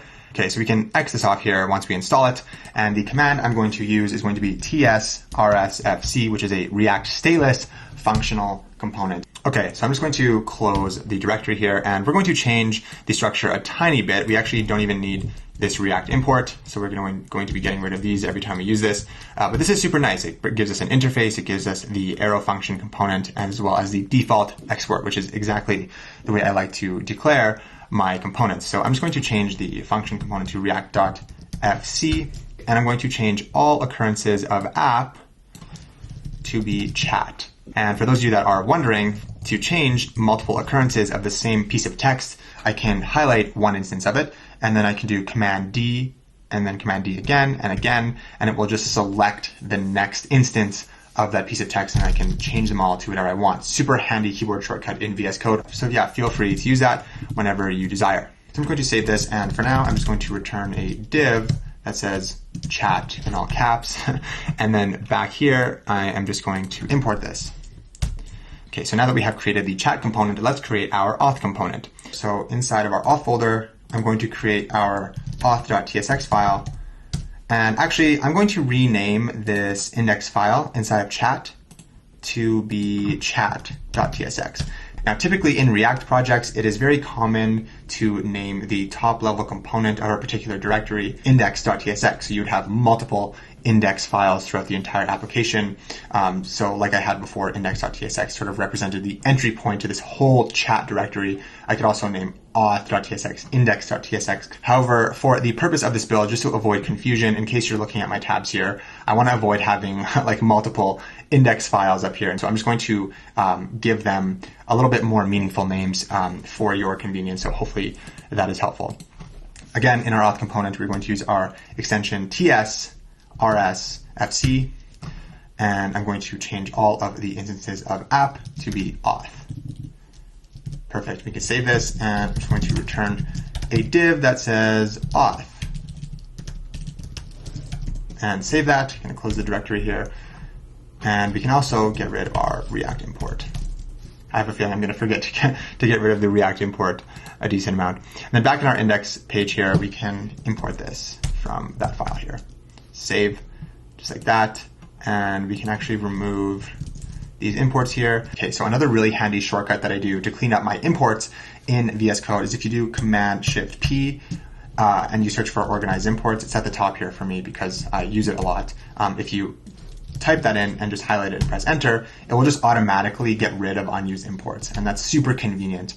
So you don't have to go manually remove all the unused stuff. And actually, one thing I'm going to do is go into our chat component here and just add a temporary logout button so that we can log out if we are signed in, so we can test out this logic in the index page here. This button is going to be moved elsewhere once we actually build out more of our components, but for now, I'll just put it in this chat component. So we're going to import a button from Chakra UI React, and I'm just going to make it say log out, and all we're going to do on this button is add an on-click that is going to call that sign out function from NextAuth. So make sure that imports from NextAuth React. Save this, and I think I'm zoomed in a bunch here on my browser. I'm just going to zoom out to 100 so we can actually see the real size of this thing so it's not super inflated. Perhaps I'll make it a bit bigger. And I'm just going to click log out. And you can see that since we are no longer signed in, we are shown this auth component, which is exactly what we want. So now we can actually build out our login with Google button and then the whole username creation flow. So now what we're going to do is add our custom username property to our user object on the NextAuth session. So you'll notice that if I put a dot here, TypeScript will autocomplete email, image, and username because it knows that the type of data is a NextAuth session because that is what the useSession hook returns. And just for clarity, I'm going to come to the top here, and from NextAuth, I'm going to import the type session. So what we're going to do is look at the actual structure of this type from the NextAuth module. So if you do command click on this thing, it will actually bring you in to the type declaration file. You can actually inspect the types written by the creators of NextAuth, which is super helpful a lot of the time. So we can see here that the session interface extends the default session object provided by NextAuth. So the extends keyword in TypeScript essentially allows us to build interfaces that build on top of existing interfaces. So the session interface in this case is going to include all of the properties that default session has, plus whatever we want to add to it ourselves. When you're extending an interface, whatever is put inside of these parentheses here would be added to the session interface. So if I were to add, say, username and then string, the session interface would have the property username plus all of the properties of the interface that we are extending, which in this case is the default session. So by default, as we saw, out of the box, this is what the session looks like. There is currently no fields being added. However, it is built such that it extends the default session, meaning that we can add properties to it. So if I take a deeper dive and I command click on default session here, hopefully this looks familiar to you. Because if you remember the data that was being logged from our useSession hook, it's not logging now because we're signed out. But if you remember, it had a user object with those 3 properties as well as the expires value, which was just a date. So I'm just going to put this over here for a second. This is a very small workspace, but just so we can see. Okay, so to make this more clear, I actually want to log in so we can see the fields here because I feel like you might not remember what it looks like. But I'm gonna go into this auth component here and just for a brief second add another temporary button that says sign in. And this is going to take an onClick. That is going to call our sign in function. That is going to take in the Google string as a parameter, and we're just going to import this from NextAuth React. Again, I apologize for this very small workspace. This is only going to be temporary as I illustrate this structure of the type here. So if I click on the sign in button and I sign in, I just want to show you the structure of the type that is returned from useSession. Awesome. Okay, so you can see here that the session is logging, and if we inspect this a little bit, you can see that we have a user with properties name, email, and image, which matches exactly this user, name, email, image, as well as this expires date string. So again, this is the default session that we are seeing, and that is why TypeScript is mad when I try to access username on this object, because it simply does not exist on this type. All we need to do to satisfy TypeScript here is simply add the username property to our default session user object here. However, we are not going to modify the source code of the NextAuth library. We are going to create our own type declaration file that is going to extend upon the NextAuth library. So I'm going to show you how you can create a custom type declaration file that can take an interface from any library and build on top of it so that it can have any custom property that you desire. So what I'm going to do is just close this off here. So the way to create a custom type declaration file is we can come into our source folder here and create a new folder called lib, short for library. And inside of here, I'm going to create a file called nextauth.d.ts. And the extension .d.ts means that it is a type declaration file. And the next-auth prefix matches the name of the library that we are going to be modifying. So the TypeScript compiler is going to recognize the matching library names here. So all of the types that we create inside of our NextAuth type declaration file are going to be interpreted as actual types from the NextAuth library itself. So it sort of allows us to override and customize types directly from the NextAuth library, which is really cool and going to be super useful in our case of adding a custom username property to our session user object. Okay, and this is sort of an advanced abstract TypeScript concept here. So if it doesn't make a lot of sense, don't worry, just sort of try to follow along, and hopefully it becomes more clear as we proceed. But essentially, this is going to be a very small file where we're basically just taking the default session type and adding a username to it. That's essentially all it is going to be. So at the very top here, we are going to import NextAuth. Then underneath, we are going to write declare module NextAuth and open up a set of curly brackets. So by using the declare module keywords here, we are able to add custom types and interfaces to the NextAuth library and modify types and interfaces that exist within the NextAuth library. Okay, so what we're going to do is create our custom user interface. So this user interface that we create in here is going to be sort of merged with the default user object from NextAuth. We saw that the default one has email, image, and name, and the properties that we want to add as custom ones are going to be an ID as well as a username. So then above here, we can make modifications to the session interface, and we want to make the user of our session of type user, which is this custom user, not the default one. So an important thing to note here is that the interfaces that we are creating in here, so session and user, are going to be combined with the existing session and user interfaces from the actual NextAuth library. And that is the reason why we don't have to explicitly declare the expires keyword on our session, and we don't have to explicitly declare the email or image or username on our user. It's because they're going to be blended with the existing one, so there's no need to define them here. So now, if I go back to our index page here, and I just close this, you'll see that TypeScript is actually no longer angry that we are trying to access the username on our user. And now if I try to access properties on my user, I can see the ID and the username are there.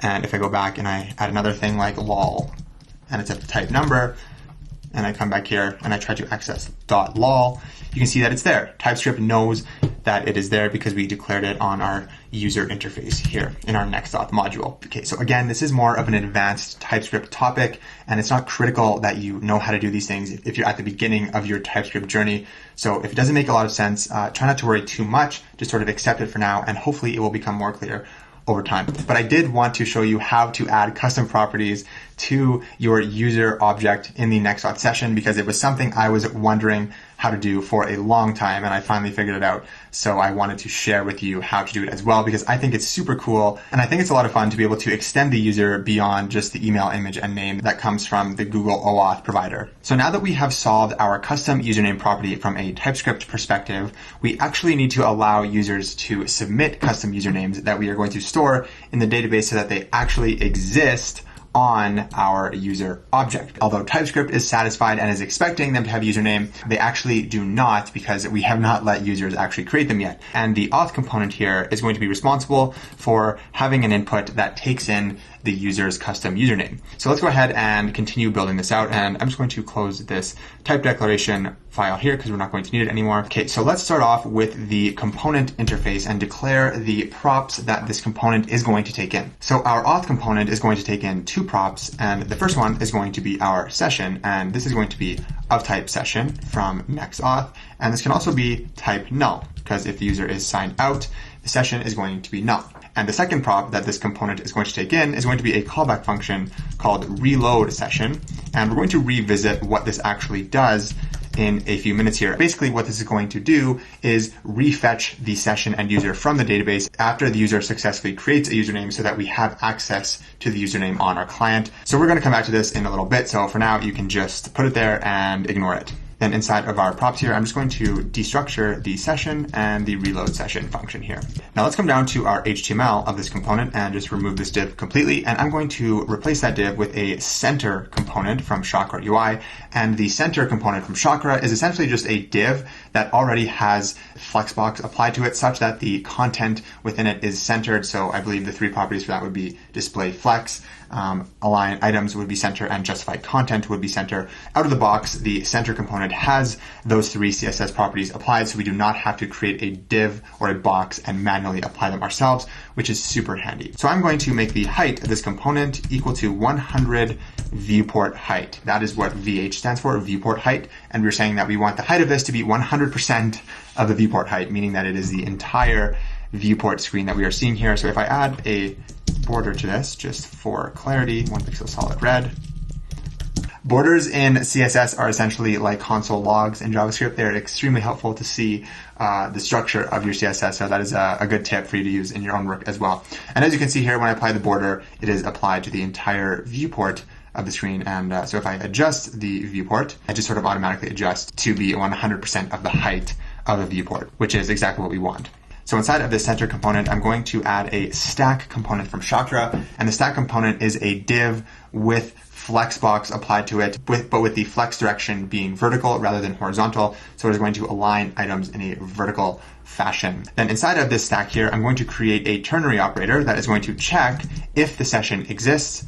And if it does exist, we are going to want to prompt the user to create a username. So I'm going to add a text component. Again, text is coming from Chakra. It's basically just a p tag. And I'm going to make this text say create username. Okay, and we're going to add some more to this in a little bit here, but I'm going to come to the falsiness of this ternary. And if there is no session, we are going to create a fragment. And inside of this fragment, I'm going to add another piece of text that says just the app of the name, which is going to be Messenger QL. And to apply a size to the text component, we can use the font size CSS property, font size, and we can set this equal to a string. And you can see here that TypeScript has a bunch of autocomplete strings here, and we're going to use 3XL, which is about 3 times the extra large size as set by Chakra. And so you can see it's a little bit bigger here. Then underneath this text, I'm going to add a button that is going to say continue with Google. This is going to be our login with Google button. And this is the button that we're going to add that on click to that we've seen before. That is going to ask the user to authenticate with Google. So we're going to use our sign in function, pass in the Google provider. And a very cool thing about the button component from Chakra is that it can take in a prop called left icon, and the value of this is going to be a React component that is going to appear as the left icon of this button. So for example, if I put a div here that says lol, you can see that the left-hand side icon is going to be that HTML component.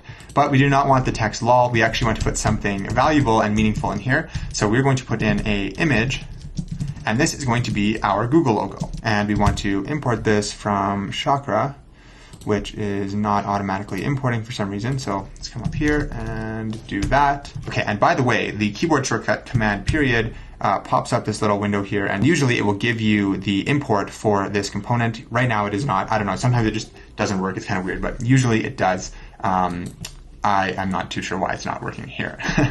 Okay, so we're going to give the height of this image 20 pixels, and the source value is going to be a Google image, and the actual image that we're going to put in this source tag you can download from the GitHub repository for this project, which will be linked in the description. I'm just going to copy and paste it from my demo project here. So I'm just going to copy this, and what you can do is in your file directory here, come into the public folder and create a file called images, and we can just paste that in here. This is what that looks like. And I'll put a direct link to this image in the description. So check it out down below for a link there, and you can download it. And make sure you do put it in this public folder. It must be in the public folder in order for Next.js to use it. Okay, so we can X this off and then come back to the source tag here. And the path is going to be relative to this public folder because that is what Next.js is configured to do.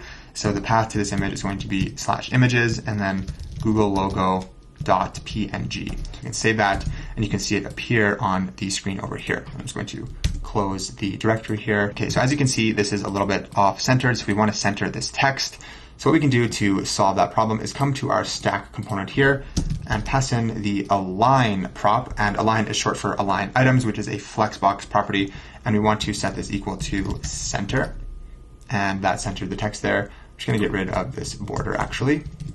Also, this stack component takes in a prop called spacing, and this is basically how far apart you want your items to be vertically spaced out. So for example, if I put 8 in here, you can see that they are spread out a little bit more. If I put 100, they're spread out even more. And so you can choose the value of this accordingly. I'm going to use 8, and I use the stack component a lot because I am often in the situation where I want to create a vertical container of items, and I want them to be spaced out evenly in a certain fashion. So I do use the stack quite a bit so that I don't have to manually create a box and apply flexbox to it. So let's come up to the username part of this component, and we want to actually add the input that the user is going to type their username into. So import this from Chakra, and we are going to give this a placeholder that says enter a username. Username. Why is this mad? Oh, we just need to wrap this in a fragment, just like that. And we want this input to be controlled by state because it is going to be stateful because the user is going to be typing into it with a changing value. So we can come up here and create that state, and that state is going to be called username. And the set function is going to be set username, and we can bring in the use state hook from React, and the initial value of our username is just going to be an empty string. So we can come back down here and make the value of this username.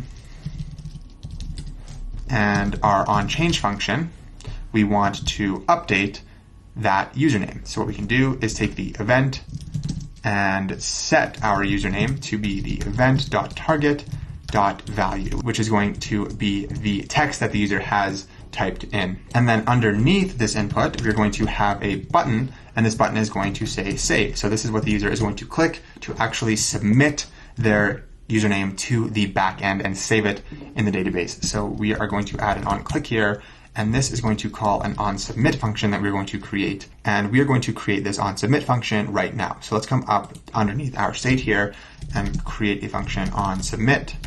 And this is going to be an asynchronous function that is going to actually communicate with our back end, and we are therefore going to need to use a GraphQL mutation, because if you remember from before, mutations are used to create, update, or delete resources. And in this case, we are updating the user resource by adding in a new username. So we're going to need to create a GraphQL mutation, which is going to be called createUsername. So we are going to need to create our GraphQL server so that we can actually make a request to our back end. So for now, inside of this function, I'm just going to create a try catch block. So basically what's going to happen inside of our try block is I'm just going to create a comment here. We are going to call our createUsername mutation to send our username to the GraphQL API. And we have not yet created our GraphQL API. So I'm just going to leave this comment here for now. And inside of the catch block, I am going to just log the error. I'm going to say on submit error, log the error here. So once we actually have our GraphQL API set up, we're going to come back to enhance the error handling here to actually show a UI error component to the user if an error occurs when they create their username, but we'll come back to that in a little bit. So our user is currently logged in. However, we are still seeing our continue with Google button, which is not correct. We should be seeing this. And the reason is because we are actually not yet passing in our session as a prop to this component. And that is why this file is red over here. TypeScript is mad and it is saying that session and reload session are missing from the props here. So we can pass it in by saying session, and we just want to set this equal to session. And what we are going to do is I'm actually going to alias the data coming from useSession to be called session. Okay, and I'm just going to change these logs here. So it's going to say here is session, and I'm going to change both of these things here to be session rather than data. Data is kind of vague, so I like the alias session. And we need to pass in a function called reload session, and I'm just going to actually create that here, const reload session, and I'm just going to make it an empty arrow function for right now. And again, we're going to come back to this function in a bit. I'm going to explain the purpose of it, but for now, let's just pass in an empty function called reload session. So now TypeScript is happy because we are passing in the correct props, and you can see that we are actually being shown this input here to create the username. So I'm just going to come back to this auth component here. I want to make this text a little bigger. I'm going to change this to font size 3XL, so it's quite a bit larger. And I want to make the button a little bit wider. So I'm going to add a width property here, and I want to set this equal to 100%. so that it matches the width of the input. So as of right now, what is happening is our user is logged in. We do have a session. However, they do not yet have a username. So this is not yet true. So they're not going to be shown their chat. They're still in the auth component here. And inside of our auth component here, it is picking up that the user is signed in and there is an existing session. So it's going to prompt them to create a username. And then once they create a username, we are going to call that reload session function. And that is going to fetch the username from the database and put it on the user object here, which is going to make this true, meaning that we are then going to be shown the chat component. So hopefully that makes sense. So what we're going to do now is actually create our GraphQL server as well as this create username mutation so that we can actually send our username to the backend and store it in the database. So now it is time to get our hands dirty with GraphQL. We're going to start looking at Apollo GraphQL and set up both our client and server so that we can actually start having our front end and back end communicate with each other. So I'm just going to head over to Google and search for Apollo GraphQL. And just go to the homepage here, apollographiql.com, and take a look around if you would like. So Apollo is a GraphQL client, and we are going to use it to create our GraphQL server on our backend, and we are also going to use it in our React application so that we can actually use GraphQL to communicate with our GraphQL server. Okay, so if you go over to the main docs page of Apollo, and if you go up to this docs home navigator here, you can see that the library is separated into different sections. We have Apollo client, which is used in front-end frameworks, which in our case is going to be React. And then we have our backend, which is where we're going to build our Apollo GraphQL server. And then there are things for the cloud and other specialized topics. We're not going to be really touching these. Really, we just need to think about these two things, our client and our server on our backend. So Apollo is going to give us these two things. Okay, so the Apollo client library is going to be used in our React application, and this is going to allow us to make queries, mutations, and subscriptions to our backend where our Apollo server is going to be set up. So they're sort of two separate things, both with their own documentation and setup. So we're going to start off by setting up our Apollo client in our React application. So I'm going to be walking through exactly how to set up our Apollo client, but I wanted to show you where the documentation is just so that you can go to it if you come across questions. So the first thing that we're going to need to do is install some packages here. And so we're going to need two packages, which are going to be Apollo client as well as GraphQL itself. So I'm going to copy this. And again, we are installing these packages in our front end because we are working with Apollo client, not Apollo server right now. So make sure you are in the front end directory, and let's install these two packages here. Okay, so once those packages are done installing, let's come on over to our Explorer here, and inside of our front end and inside of source, let's create a new folder called GraphQL. And inside of here, let's create a file called Apollo-client.ts. This is where we're going to instantiate our Apollo client instance. So basically, I'm just going to be doing the steps that are outlined in this documentation here with a few subtle differences. So if you have any questions, feel free to visit the documentation. So I'm just going to close the directory here, and we are going to import a bunch of things at the top, and the first of which is going to be from the Apollo client library. So the things we're going to grab are going to be Apollo client, HTTP link, and the in-memory cache. And I'm going to explain what these things are as we get to them. So then down here, we're going to create a variable called HTTP link.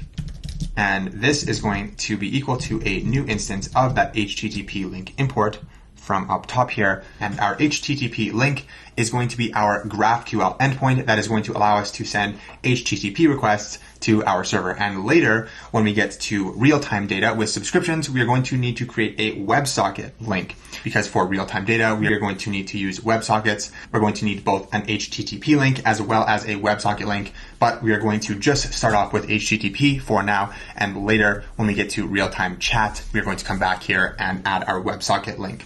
So inside of our HTTP link, we want to pass in a property called URI. So we want to make the value of this the URI of our GraphQL server so that our GraphQL client knows where to send requests to. And we do not yet have an Apollo server, but the value is going to be at when we create it for development is going to be HTTP localhost, and it's going to be on port 4000 and at the endpoint GraphQL. And this is one of the key differences between a GraphQL API and a REST API. So with a REST API, they have multiple endpoints and you make requests to specific endpoints to get specific data. Whereas with GraphQL, every single request that is made to our server is sent to this one GraphQL endpoint. And at this endpoint in our back end, we are going to define what are called resolvers. And don't worry if you do not know what a resolver is. It is a GraphQL concept that we are going to cover very heavily once we start building out our backend. Essentially, resolvers are just functions,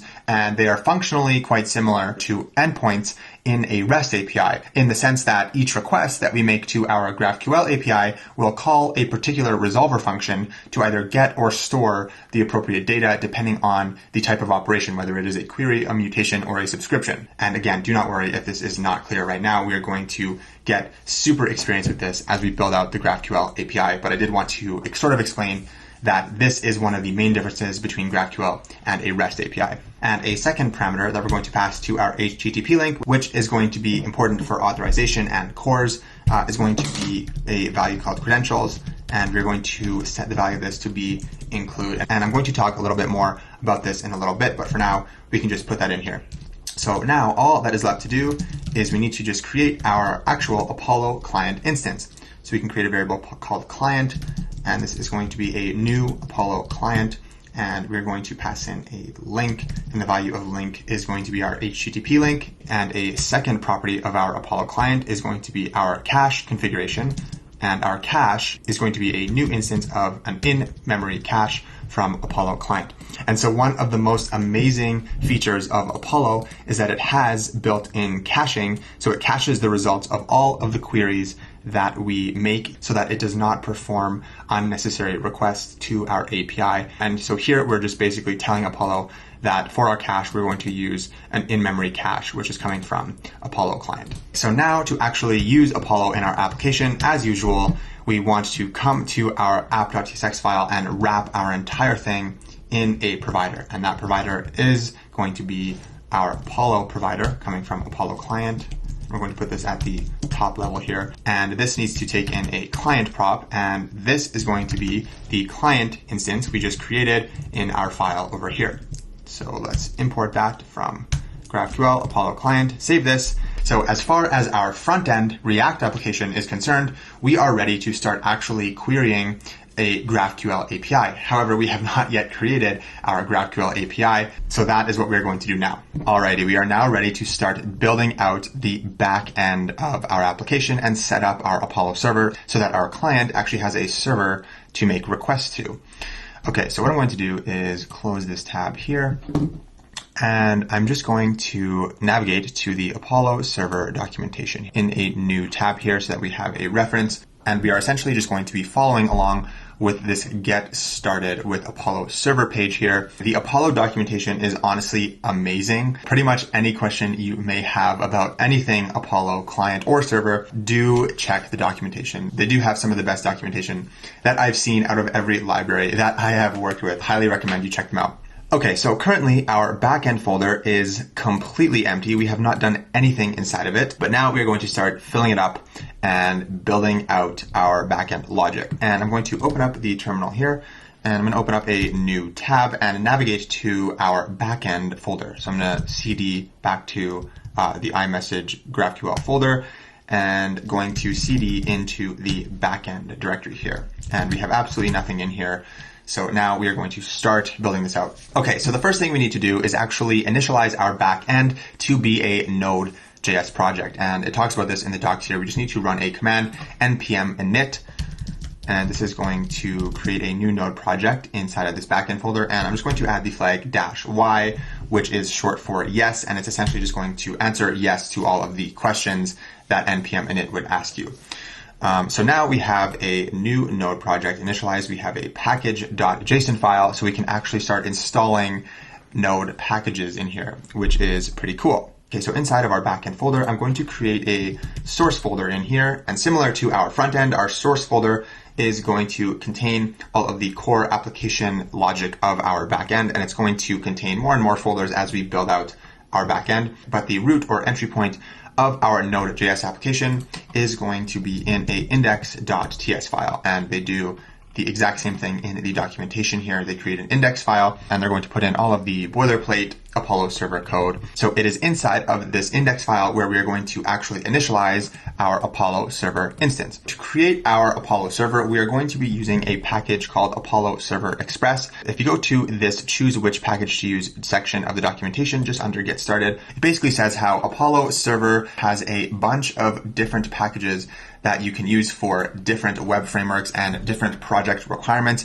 In our case, we are going to be using Apollo Server Express. And the reason we are going to be using the Apollo Server Express package is because we are going to have subscriptions in our application. So if I open up a new tab here and I just search for Apollo Server subscriptions, and I go to this page here, subscriptions in Apollo Server. Okay, so somewhere in this page, I believe it's down here a bit, in the enabling subscription section, it is saying that subscriptions are not supported out of the box by the base Apollo server package. And to enable subscriptions, we must swap to the Apollo Server Express package. So that is the reason why we are using Apollo Server Express. I just wanted to explain why, because I was sort of confused when I was developing this application, which of these packages to use. I was like, why are there so many of these? But when I dove deep into subscriptions, I realized that Apollo Server Express is the one that we must use. So similar to our front end, for now, we are just going to be focusing on HTTP requests. We are not going to be worrying about WebSockets and subscriptions right now. We are going to come back to this in a bit when we actually get to the real-time features of our application. I don't want to throw too much at you right now. So that is why for now, we're just going to start off by creating a base HTTP server using Apollo Server Express. And our index.ts file is going to look pretty much exactly the same as this. And when we go back to modify our server to enable subscriptions, we're going to add a few things to this file from the enabling subscriptions section of this documentation here. But again, we will worry about that when that time comes. So what I'm going to do is just copy this code here from their index file and paste it into ours and save this. Okay, so I'm just going to close the directory here, and it is getting extremely angry at us because we have not installed any of these packages yet. Our package.json file has absolutely no dependencies inside of it, so we do need to go ahead and install all of these packages. In the documentation here, there is an npm command that we can run that contains all of the packages that we're going to need. So let's go ahead and copy this and come over to our terminal. And again, make sure you're in the backend because we are now installing packages for our backend. We want to paste this in here. So to create an instance of our Apollo server, we are going to need the packages Apollo Server Express, Apollo Server Core, Express itself, and GraphQL itself. So we can install these. And as I mentioned before, when we go and enable subscriptions in our server, we are going to need to install a few more packages to allow for that, but we will worry about that later. So now if you look at our package.json file, you can see that those dependencies are showing up. And if you go back to index.ts, we are actually able to import things from those libraries. All right, so we are going to make some minor modifications to this file here, but functionally it is going to be the exact same as this. So the first change I'm going to make is I'm going to rename this function to be called main. Then at the very bottom here, we are going to immediately invoke that main function so that it runs as soon as we start our server. And I'm going to add a catch block, and we are going to log any error that might occur inside of our server. So we are essentially just wrapping our entire main script here in a catch block so that errors are caught and we can clearly see if any errors happen. Okay, so down here we are getting a compiler error because the main function is expecting two arguments, TypeDefs and resolvers. Okay, so both of these things are two very important GraphQL concepts. We just a few minutes ago talked about resolvers and their role in a GraphQL application, but we're going to dive more deeply into them right now. So when you are creating a GraphQL API, the most important thing that you're going to need is a schema. And if you just do a quick Google search for what is a GraphQL schema, it will kind of explain more in depth what it is and the importance of it. But basically, a GraphQL schema is essentially just the structure of our GraphQL API. Inside of our schema, we are going to define all of the data types that our GraphQL API can send and receive to and from our client. And also inside of our schema, we are going to need to define the structure of all of our queries and mutation and subscription functions that our GraphQL API is able to do. So long story short, inside of our schema, we are going to define the structure of all of our types, both entity types like a user or a message or a conversation, as well as operation types like queries, mutations, and subscriptions. So the main purpose of a GraphQL schema is to ensure that our GraphQL API is type safe. It is very similar to TypeScript in the sense that it ensures that all of the requests that we make to our API and all of the entities that are being sent to and returned from our API all match the appropriate structure so that our API is type safe. And this is one of the main benefits of GraphQL, is having these type safe APIs. So using GraphQL in combination with TypeScript makes your entire code base pretty much bulletproof from a type safety perspective, which is really, really cool and comforting as a developer. Now, circling back to these two things, TypeDefs and resolvers, we are essentially going to construct our GraphQL schema using our TypeDefs and resolvers. So as you can see here on lines 13 and 14, our TypeDefs and resolvers are being passed to our Apollo server, and Apollo is going to take both of these two things and construct our GraphQL schema so that Apollo knows exactly the structure of our API and all of the data that is coming to and going from it, as well as all of the operations that it is capable of doing. So this is a lot of information, and GraphQL is definitely not an easy concept. It took me a while to become comfortable with GraphQL. So if this does not make sense to you right now, do not worry too much. You're going to become a lot more comfortable as we actually start writing out our type definitions and resolvers, and this should all become a lot more clear as we build out more of our API. But for now, if all you remember is that a GraphQL schema represents the structure of our GraphQL API and that it is made up of type definitions and resolvers, that is all you really need to know as of right now. So now that we have had a very brief introduction to schemas, TypeDefs, and resolvers, let's go ahead and actually start building these things out. So I'm going to show you guys how I like to structure my GraphQL projects, because I find that it is very easy to become very unorganized very fast in GraphQL projects if your TypeDefs and resolvers are not organized very nicely. So I'm going to show you a good file structure technique to keep your GraphQL APIs very clean and easy to manage. So inside of our file directory here, inside of source, what I'm going to do is create a folder called GraphQL. And inside of here, I'm going to create two folders, one for our TypeDefs and one for our resolvers. And inside of both of these folders, I'm going to create an index.ts file. So we're going to have a TypeDefs index.ts, and we're going to have a resolvers index.ts. And I'm going to explain the purpose of these. So the way I like to structure my files for resolvers and TypeDefs is to have one folder for each one, which we already have, an index file for both, which we just created. And in each of these folders, we are going to create a file for each of our entity types. And in each of those files, we're going to put in the related TypeDefs or resolvers, depending on which folder we are in. And then in these index files, we are going to combine all of those entity TypeDefs and resolvers and then put them into our schema in our main index.ts file. And if that makes absolutely no sense, bear with me because it should become more clear over the next few minutes. Okay, so for example, inside of both TypeDefs and resolvers, we are going to have a file name for each of our entities. So for example, we could have user.ts in TypeDefs, and in resolvers, the same thing, user.ts. And in this user.ts file in the TypeDefs folder, we are going to put in all of our type definitions that are related to a user. And inside of user.ts in resolvers, we are going to put in all of our user-related resolvers. And the same thing is going to go for conversations. So we're going to have conversation.ts in both of these two folders. And then we're going to have messages and so on. Any entity gets its own dedicated file. And then inside of these index.ts files, we are going to combine all of them into one. So we are only going to have a single TypeDefs array and a single resolvers object that are going to consist of all of the entity resolvers and TypeDefs. So to explain this further, let's go into user.ts here. So inside of our user.ts file, let's create a variable called TypeDefs.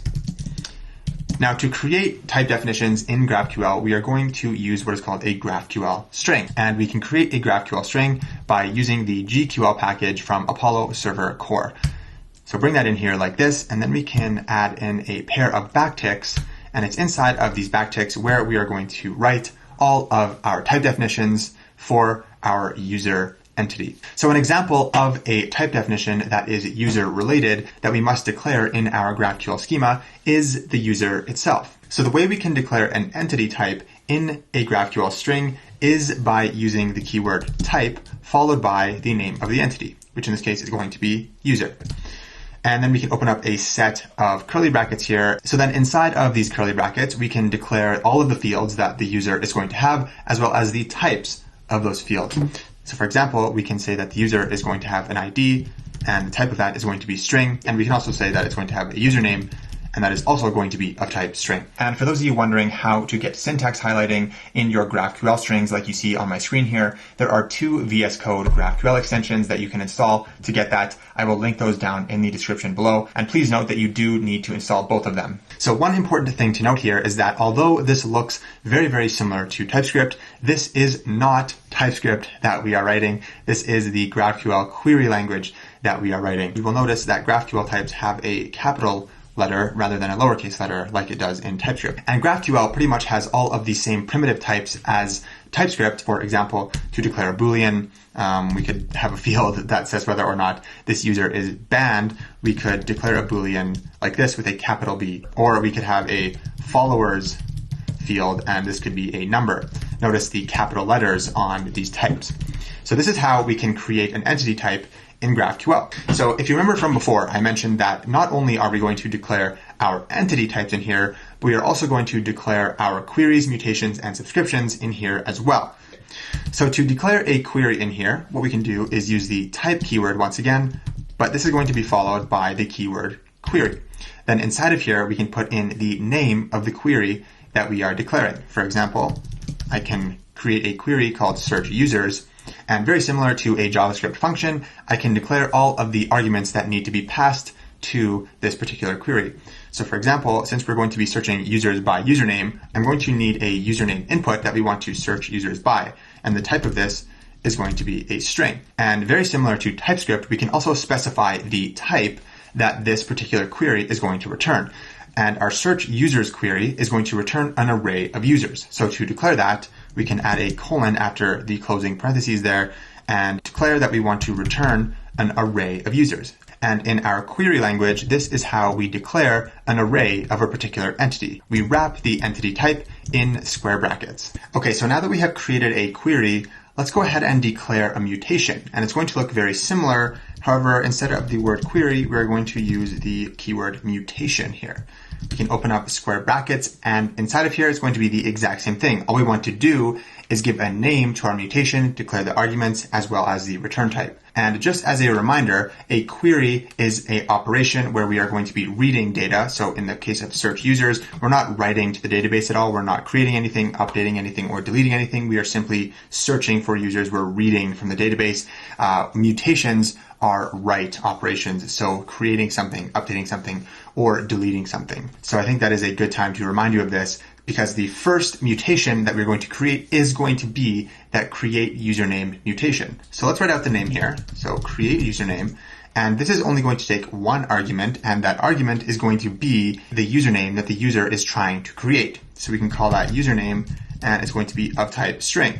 Now, as for the return type of this function, we want to return an object with two fields, a success field and an error field. The success field is just going to be a Boolean that indicates whether or not the creation of the username was successful or not. And the error field is just going to allow us to send back custom error messages, such as the username is taken, try another, or any other custom error message we want to send. So to return an object of this structure, we unfortunately cannot do something like this that we might be able to do in TypeScript, where we say success is a Boolean and error is a string. Unfortunately, GraphQL will not accept this, and it will tell us that we need to define a type for the response. So all we need to do is just create a new type that has this structure here, and then we can declare that type as the return type for this mutation. Sorry, that's a lot of types that I just said.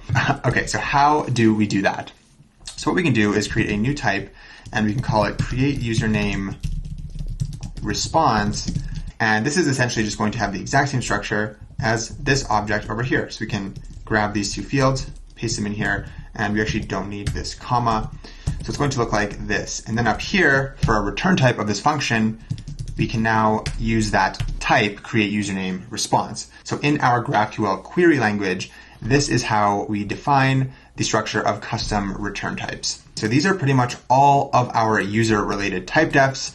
And at the bottom here, what I'm going to do is just export default the TypeDefs object on line 3. So now we have enough stuff going on in here where I can demonstrate the purpose of this index.ts file. And I'm just going to open up the directory here for clarity to remind you that we are in the index file inside of TypeDefs. So as a reminder, this index file is going to serve as a place where we are going to combine all of our TypeDefs for all of our entities and then sort of package it into a single TypeDefs array. So this is how we are going to do that. So at the top here, we're going to be importing all of the TypeDefs from all of our individual entity files. So our user TypeDefs, conversation TypeDefs, and message TypeDefs. For now, we only have users. So let's go ahead and import that. User TypeDefs from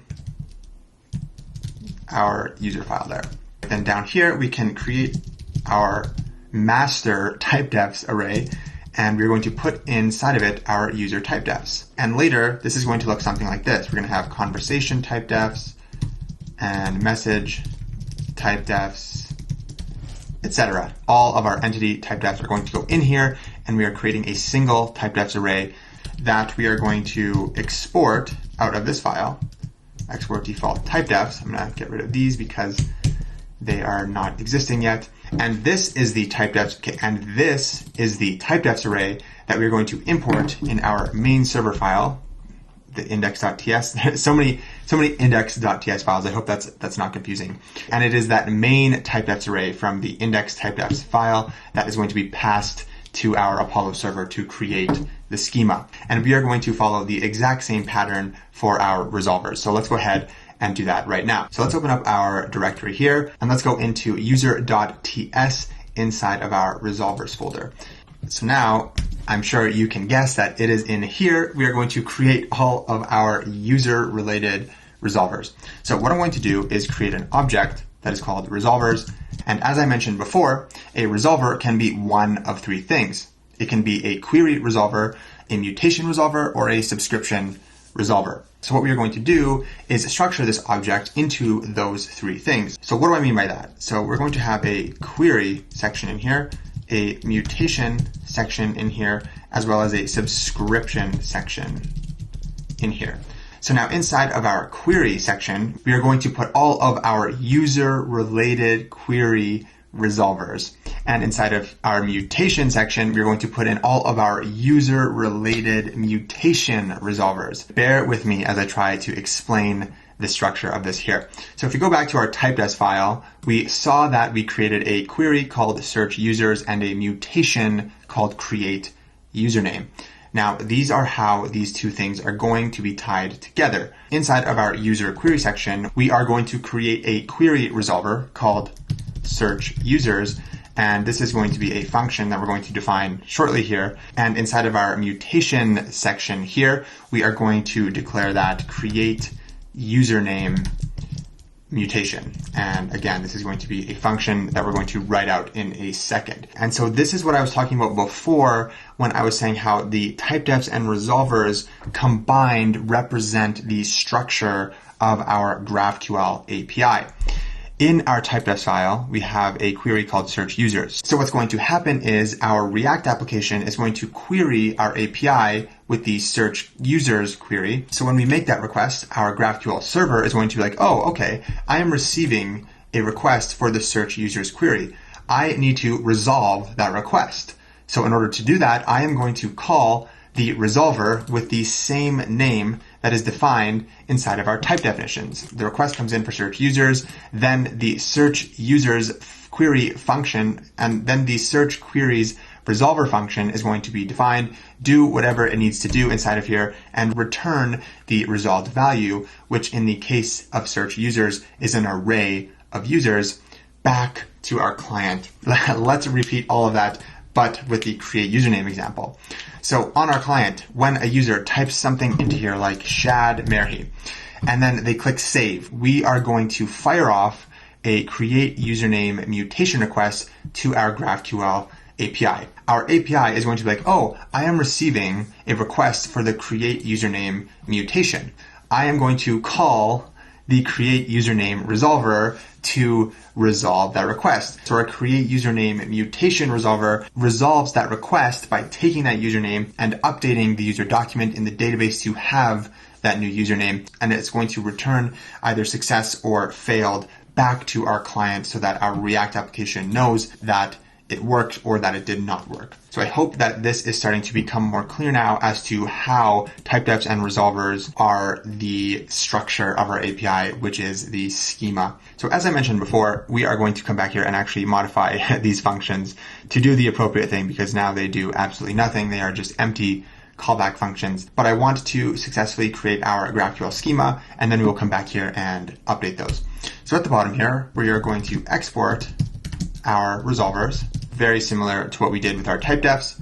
And then inside of our index file of our resolvers folder, we are going to import those. So we can say import user resolvers from, and then they are in the sibling user.ts file. Then what we're going to do is create that master resolvers object and put in all of the resolvers for all of our entities. So we're going to put in our user resolvers, and just like TypeDefs, we are going to later have our conversation resolvers and our message resolvers, etc. Yeah, I'm going to delete these because they don't exist, but hopefully that makes sense. So we're going to have one major resolvers object that combines all of them. Then underneath here, we are going to say export default resolvers. And actually, to successfully create this master resolvers object, we are going to need to use a function from Lodash called merge. And essentially what that's going to do is just successfully merge all of our resolver objects into a single object. And the reason we are going to be doing that is because all of our resolver objects are going to have repeated keys, query, mutation, and subscription, and we want to ensure they are all merged properly. And the way to do that is by using this merge function from Lodash. For those of you that don't know what Lodash is, it's essentially just a JavaScript utility library that has a bunch of really useful functions of common operations that you would want to do in JavaScript, like merging arrays and deeply comparing objects and stuff like that. Okay, so we are only going to be using the merge function from Lodash, so we don't really have to install the entire library. If you just search out for npm Lodash merge, and you can go to this page here. It's kind of cool how you can install just single functions from certain libraries. So if you run this command, npm install Lodash merge, and let's come over to our terminal, make sure we are in our backend directory here, and run that command. Okay, then inside of this index resolvers file, we can import merge from Lodash merge, just like this. And I think TypeScript is getting mad at us here because it cannot find the types for Lodash merge. So yeah, we also need to install the types. So we need to run this command here. So copy this, come over to our backend terminal, and run that. Perfect. Okay, let's come back to our file here, and this should go away, which it does. So to use this merge function, what we're going to do is just remove this object completely, and we're going to say that resolvers is going to be equal to merge. So the first argument that our merge function is going to take is just going to be an empty object, and this empty object represents sort of the destination object where all of the objects that we are going to be merging are going to end up. So we're starting off with an empty object, and then all of the other arguments are going to be our entity resolver objects, user resolvers, and like before, conversation resolvers, blah, blah, blah. All of our resolvers are just going to be the following arguments, and those are going to be merged and written into this object here. And that is what the resulting resolvers object is going to be. And that is what we're going to be exporting. Okay, so once we save this, we now have our actual resolvers object, and we have our actual TypeDefs array, which is in index.typedefs. And so we can come back to our index.ts file. I'm just going to close the directory here, and we can actually import those two things because they actually exist. So let's import that master TypeDefs array. So we can say import TypeDefs from GraphQL /TypeDefs. And we do not need to explicitly indicate index because it is going to just automatically look in the index file. And the same thing goes for our resolvers. We could say import resolvers from GraphQL /resolvers. And actually, I'm just going to remove these two arguments here. We don't really need them because we're just importing them up top. And those two things are going to be passed to create our schema. And another minor modification that we're going to make to this script here is that we are going to create our schema outside here as a separate variable because it's going to need to be used in two places, both in our Apollo server as well as our WebSocket server, which we're going to be creating later when we get into the real-time functionality of our app. And since our schema is going to be needed in two places, we are going to declare it as a variable out here and pass it to our Apollo server and WebSocket server separately. So the way we are going to create our schema outside of here is by using a function called makeExecutableSchema, and this is going to be coming from a library called GraphQL tools. So if we just search that up, npm GraphQL tools, and we go to the GraphQL tools /schema here, this is the package we are going to need to install to create our schema. And you can see that it has 5.1 million weekly downloads. So it's a very popular library. And I say that to illustrate that what we are doing is not uncommon. And it's actually exactly what Apollo does in the subscription section of their documentation. So what we can do is grab this command here, come over to our terminal and install this. Then we can come up here and import that function that I'm talking about. So we can say import from GraphQL tools /schema. And the function we want is makeExecutableSchema. Then we can say that our schema is equal to makeExecutableSchema. And all we need to create our schema are our TypeDefs and resolvers, because as I mentioned before, those two things in combination create our GraphQL schema. So we can pass in our TypeDefs and our resolvers. Save that. We now have a valid GraphQL schema. then down here in our Apollo server, rather than passing in the TypeDefs and resolvers, we can just pass in our schema, just like this. Okay, so now that we have created a valid schema, let's actually try to start up our Apollo server and see if we can get it running. Before we do that, we're going to install a package called NodeMon and actually create a start script so that we can run a script to actually start our server. So for those of you that do not know what NodeMon is, it's essentially just a tool that is used in the development of Node applications that watches any changes that you make, and then it just automatically restarts the server whenever you make a change, so you don't have to restart your server every single time you make a change. So it's super convenient. So we're just going to quickly install NodeMon, and it's going to be a development dependency because we only need it in development. So the command we want to use is npm install and then --save-dev, short for development, and then NodeMon. So once that is done, let's come over to the package.json file in our backend here and create an actual script that we can run to actually start up our server. So inside of this script section here, we are going to remove this test script and we are going to create our own custom development script, which we're going to call dev. And the way to run any script inside of your script section is by running the command npm run and then the name of the script. So in this case, npm run dev.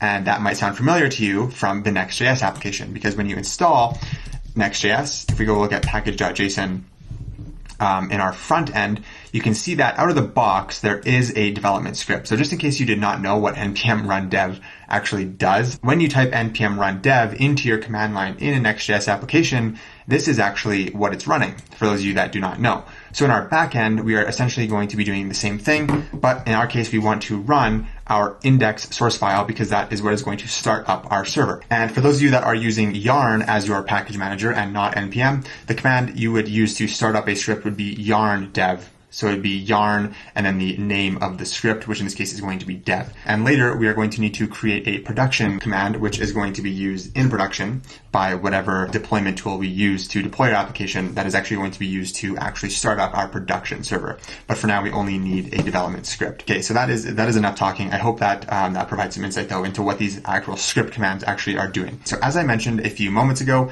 when we run our development script, we want to run this file here, this index.ts file in our source folder. We want to run this file here, source/index.ts. And the way to use NodeMon is to just throw NodeMon in front of the command here. So now if we come over to our backend directory here and we run npm run dev, okay, so it failed for a reason that I'll explain in a second here. But as you can see, if you take a look at this up here, when we ran npm run dev, it tried to execute the file index.ts, which is exactly what we wanted to do. Okay, so we got an error here saying that the tsnode command is not found. And the reason that is because our source file that we're trying to run is a TypeScript file, and out of the box, Node does not have a TypeScript engine. So we need to install tsnode. Okay, so if we just do a quick Google search for npm tsnode and just go to the npm page here, you can see that it has 15 million weekly downloads, so it's an extremely popular library. So let's go ahead and install this. So let's copy the command here and just paste it into our backend directory here and let that install. Okay, so if we start our development server now, let's see what happens. npm run dev, and it's doing more than it did last time, but it's still failing. What is it saying here?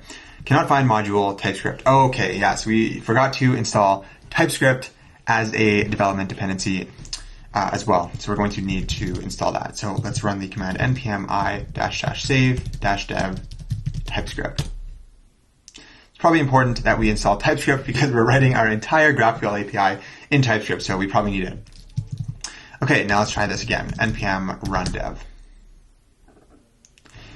Okay, so we are getting this error that's saying subscription is defined in resolvers, but not in schema. And I'm actually glad we came across this error because it's important and it's happened to me so many times. And when I first encountered it, it took me a while to figure out. So I'm kind of glad we're encountering it together so that I can help you streamline debugging this if you ever come across it. Okay, so let's just start off by reading the error message. So subscription is defined in resolvers, but not in schema. So if we go back to our index resolvers file here, index.ts, we can see that our resolvers object currently only contains our user resolvers. Okay, whoops. So if I go into user resolvers, and if you recall, we sectioned this object into 3 sections: query, mutation, and subscription. Okay, so we have all 3 of these things in here, and you can see that for queries and mutations, so for the search users query and for the create username mutation, we defined both of those 2 things in our user type definitions. Therefore, they are successfully part of our schema. However, for our subscriptions, as the error is saying, we have defined subscription in our resolvers. However, we have not defined any subscriptions in our TypeDefs. Therefore, there are no subscriptions in our schema. And that is what this error is saying. Oh, you have subscriptions declared in your resolvers, but I don't see them in TypeDefs. Therefore, the schema doesn't have them. And that is what this error is saying. So to solve this, what we can do is just simply remove the declaration of subscriptions here. And thanks to NodeMon, it should just automatically restart the server. And as you can see here, the server has successfully started up. And just to show you that this works completely from scratch, if I just run npm run dev once again, it will successfully run our script, and our server is successfully running on the port 4000 at the endpoint GraphQL. And the reason it's port 4000, in case you missed that, or in case I did not explain that, I apologize if I did not, is because the boilerplate code that we brought in from the Apollo docs declared 4000 as the port. You can set this to whatever you want. You can make it 4001, 4002, 4099, whatever you want. I'm just going to leave it as 4000 because that is the standard. And as I mentioned just a few moments ago, this is the endpoint that our client is going to make requests to. So if we go back just as a refresher and look at our Apollo client, we declared the HTTP URI as exactly that URI that we're looking at here that our server is running on. So in our React application, whenever we make a query or mutation, it is going to be sent to this URI here, which is where our server is running, and that is how our client and server are going to communicate. All right, so now that our Apollo server is actually up and running, we can start making requests to it from our client application. Before we do that though, I'm just going to quickly get rid of this super annoying 3,000 pending changes in my source control here. So I have a remote repository for this project that I am hosting on GitHub. So if you do not have a remote repository, ignore pretty much the next minute or so. Okay, so inside of our backend folder here, I'm just going to create a env file, and I'm also going to create a gitignore file.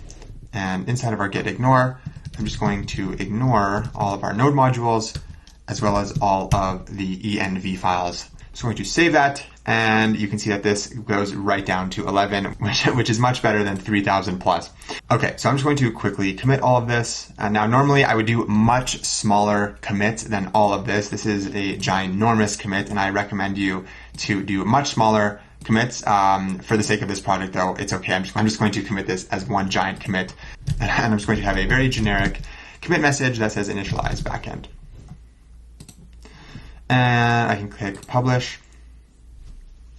Perfect. So yeah, I just wanted to get rid of that annoying 3,000 thing in the source control. So I can close our gitignore, I can close our .env. We're going to be adding some stuff in here very shortly here when we start working with our database, when we actually start writing the usernames to our users. But for now, I'm just going to close this. So typically when I am working on projects, I do not work directly on master. I typically create feature branches off of master, and then when those are ready, I will merge them back into master. But for this tutorial, I don't want to get too sidetracked with Git and version control. So for the duration of these videos, I'm just going to continue to develop on the master branch. Okay, so now what we're going to do is head back on over to our front end and actually start writing out the logic that is going to be needed in order for our client to start firing off requests to our brand new GraphQL server. So I'm going to close all of these folders here so that we don't get too cluttered, and I'm just going to collapse the backend folder here. And I am going to go back into our auth.tsx file, because if you remember from a while back, we created this comment saying that this is where our create username mutation was actually going to fire to our GraphQL API. And now that we actually have an API, we can do that. Okay, so now we're going to start talking very heavily about the Apollo client side of things. For the last half an hour or so, or however long that whole slew of video was where we just set up our entire server, we saw a lot of Apollo server and how to actually set up our GraphQL schema so that our Apollo server knows what type of requests it is capable of receiving. And now we're going to switch focus to Apollo client and start looking at how we can actually send these types of requests to our API from our React application. So if we go back to the Apollo docs here, in this second tab here that says getting started with Apollo server, if you remember, the Apollo docs is sort of separated into Apollo client and then the Apollo server. So we're going to go into the React section of Apollo client, and thankfully, Apollo client is mainly built to work specifically with React. And as a result, there are a ton of extremely useful React hooks that Apollo client comes with out of the box that makes it extremely easy for our React application to communicate with our Apollo server. So the main hooks that we are going to be using from Apollo client are going to be to execute queries, mutations, and subscriptions.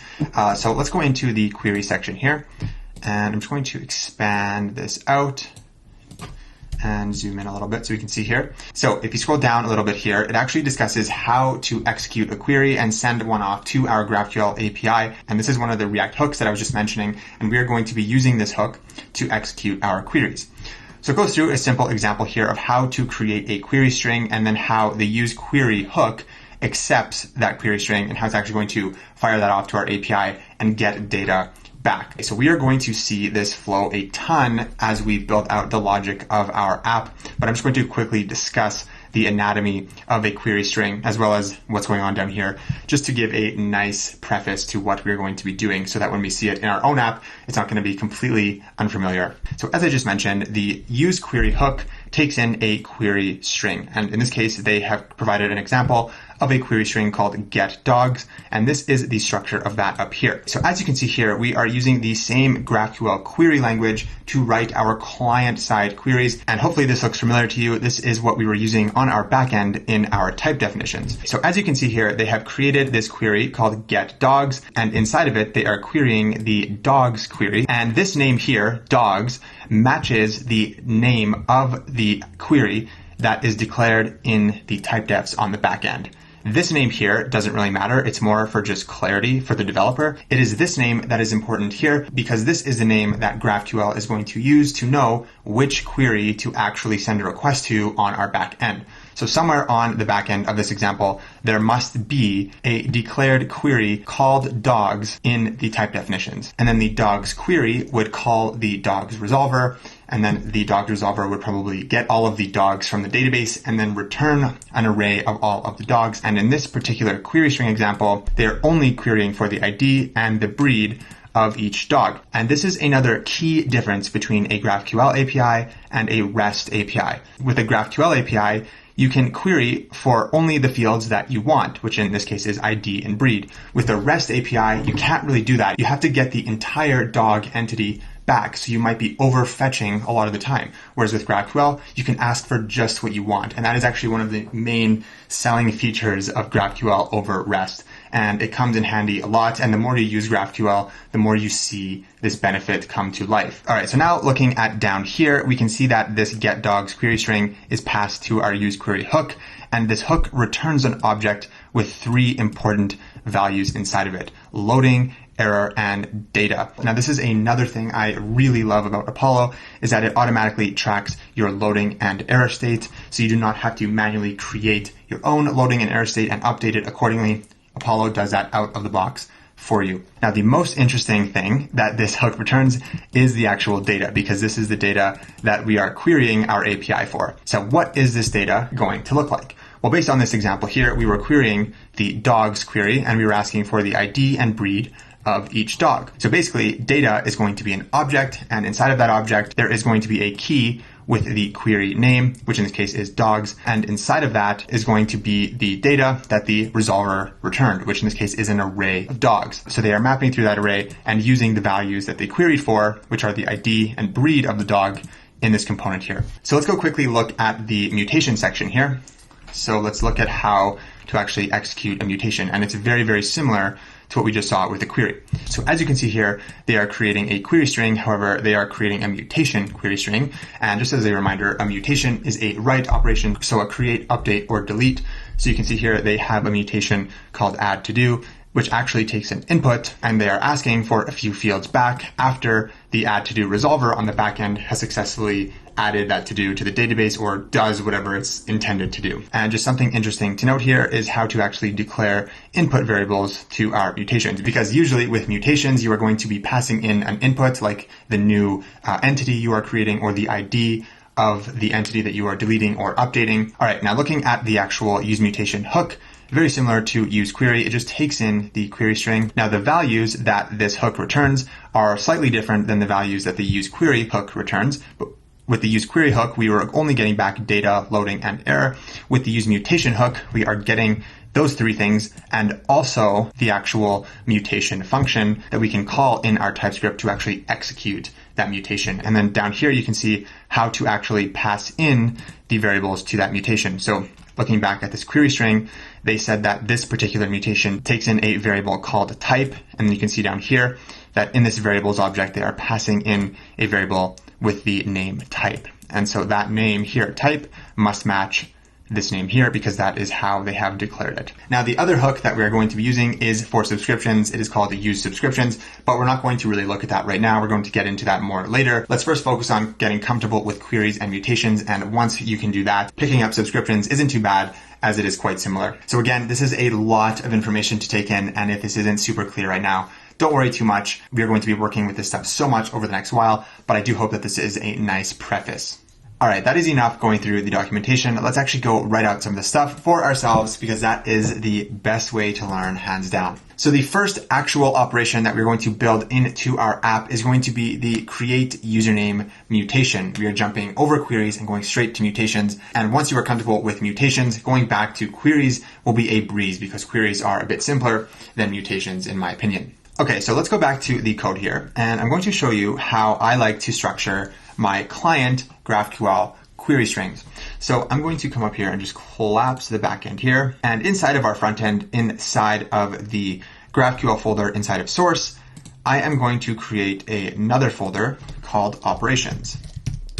Now, inside of this operations folder, we are going to create a file for each of our entity types. And in each of these files, we are going to put in the query strings that are related to that specific entity. Very similar to what we were doing on the back end, where each entity has its own dedicated file. For example, inside of operations, the first file we're going to create is going to be for our user entity.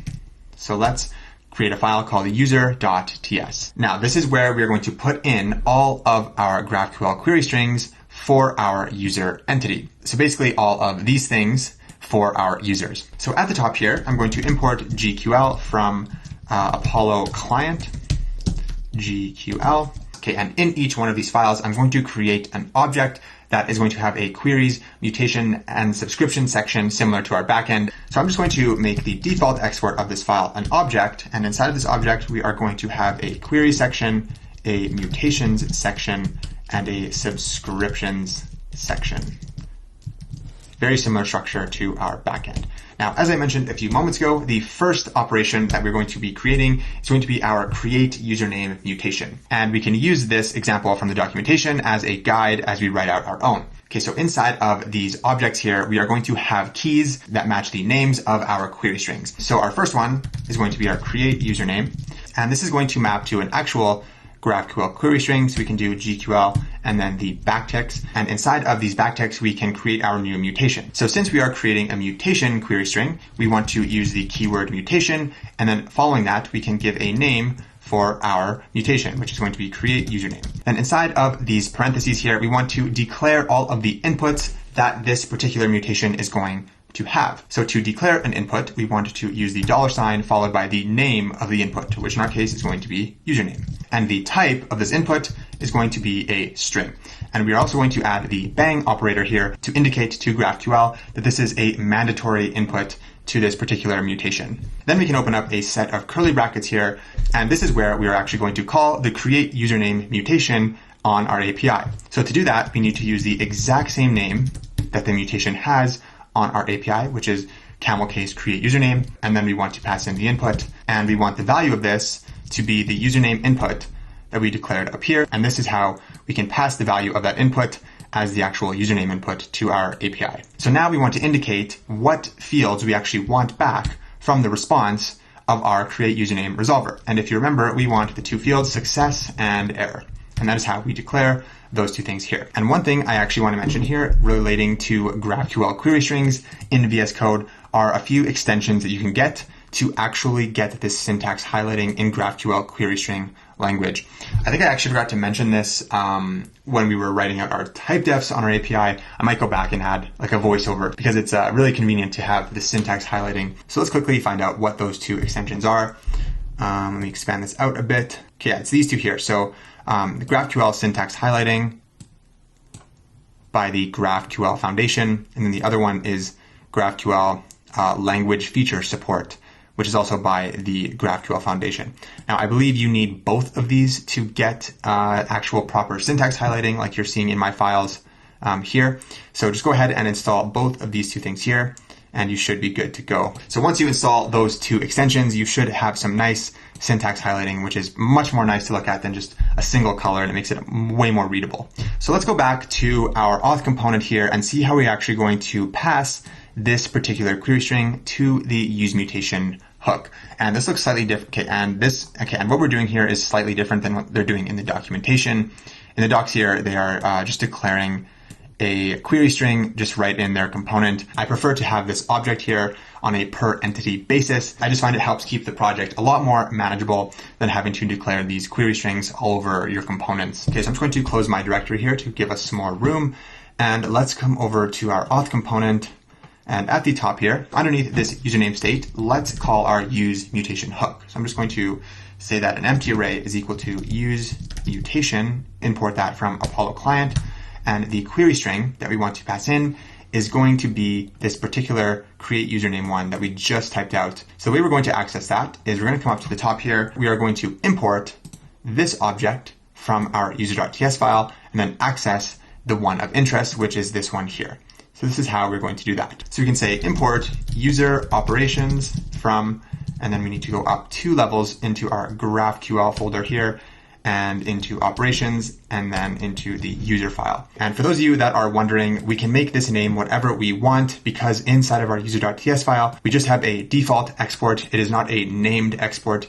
And therefore, when we import it as the default export into other files, the name we give it does not matter. So I'm just going to call it user operations here. Okay, so for our create username mutation, we want to access user operations dot mutations dot create username because the value of this is a valid query string because it maps to this GraphQL string right here, which is exactly what they're doing in the docs. It just has a different structure in our case. Now, as for the values that this hook is going to return, the first value in this array is going to be the actual mutation function that we're going to use in our TypeScript code. And the second one is going to be an object with those 3 important variables that we talked about before, which were data, loading, and error. And you can see that it is being auto-completed thanks to TypeScript. Okay, and this is getting exciting because we're getting super close to actually communicating with our server here.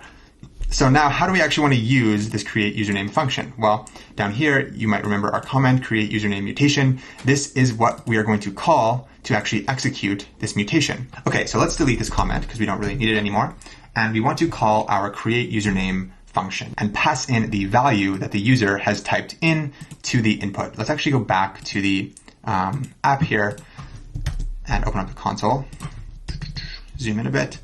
So when a user types into this input here, whatever they're typing in, that is the value of username. And we want to pass that to our create username mutation function. So our create username function is asynchronous because it is communicating with our API. So we want to use the await keyword, call the function create username, and now we can pass in our variables that we need to send along with this mutation. So to pass in variables to a mutation function, we can open up a set of curly brackets here and set the value of variables to be an object with the variables that we said we were going to pass with this function. And if we go back to our query string, we said we were going to pass in a variable called username. So the name of the variable we pass to our function must match this name here. So let's go back over here and pass in our username variable. And due to these two things having the same name, we are able to take advantage of JavaScript shorthand notation for object values here. So now I want to show you how to improve the typing of your queries and mutation and subscription calls when you're using these hooks from Apollo client. So as of right now, the way this is currently written, TypeScript has absolutely no idea what the structure of the data that this function is going to return, and it has absolutely no idea what variables this is supposed to take in. Now, this is where it gets a little bit confusing as for the differences in types between GraphQL types and TypeScript types. I think I mentioned this when we were writing out our type definitions when we were creating our server, that the GraphQL query language looks similar to TypeScript. You declare things as strings or numbers, and in TypeScript you do the same thing. However, it is important to note that they are not the same thing, and just because we declare a type in GraphQL does not mean TypeScript is aware of it. All TypeScript is a compile time language. It's just a developer tool that helps us developers make our code more robust and bug proof. It has absolutely nothing to do with GraphQL typing. And this was something I got confused about when I first started developing with GraphQL, because I was like, why are we declaring multiple types? We have GraphQL types and we have TypeScript types. Why is this necessary?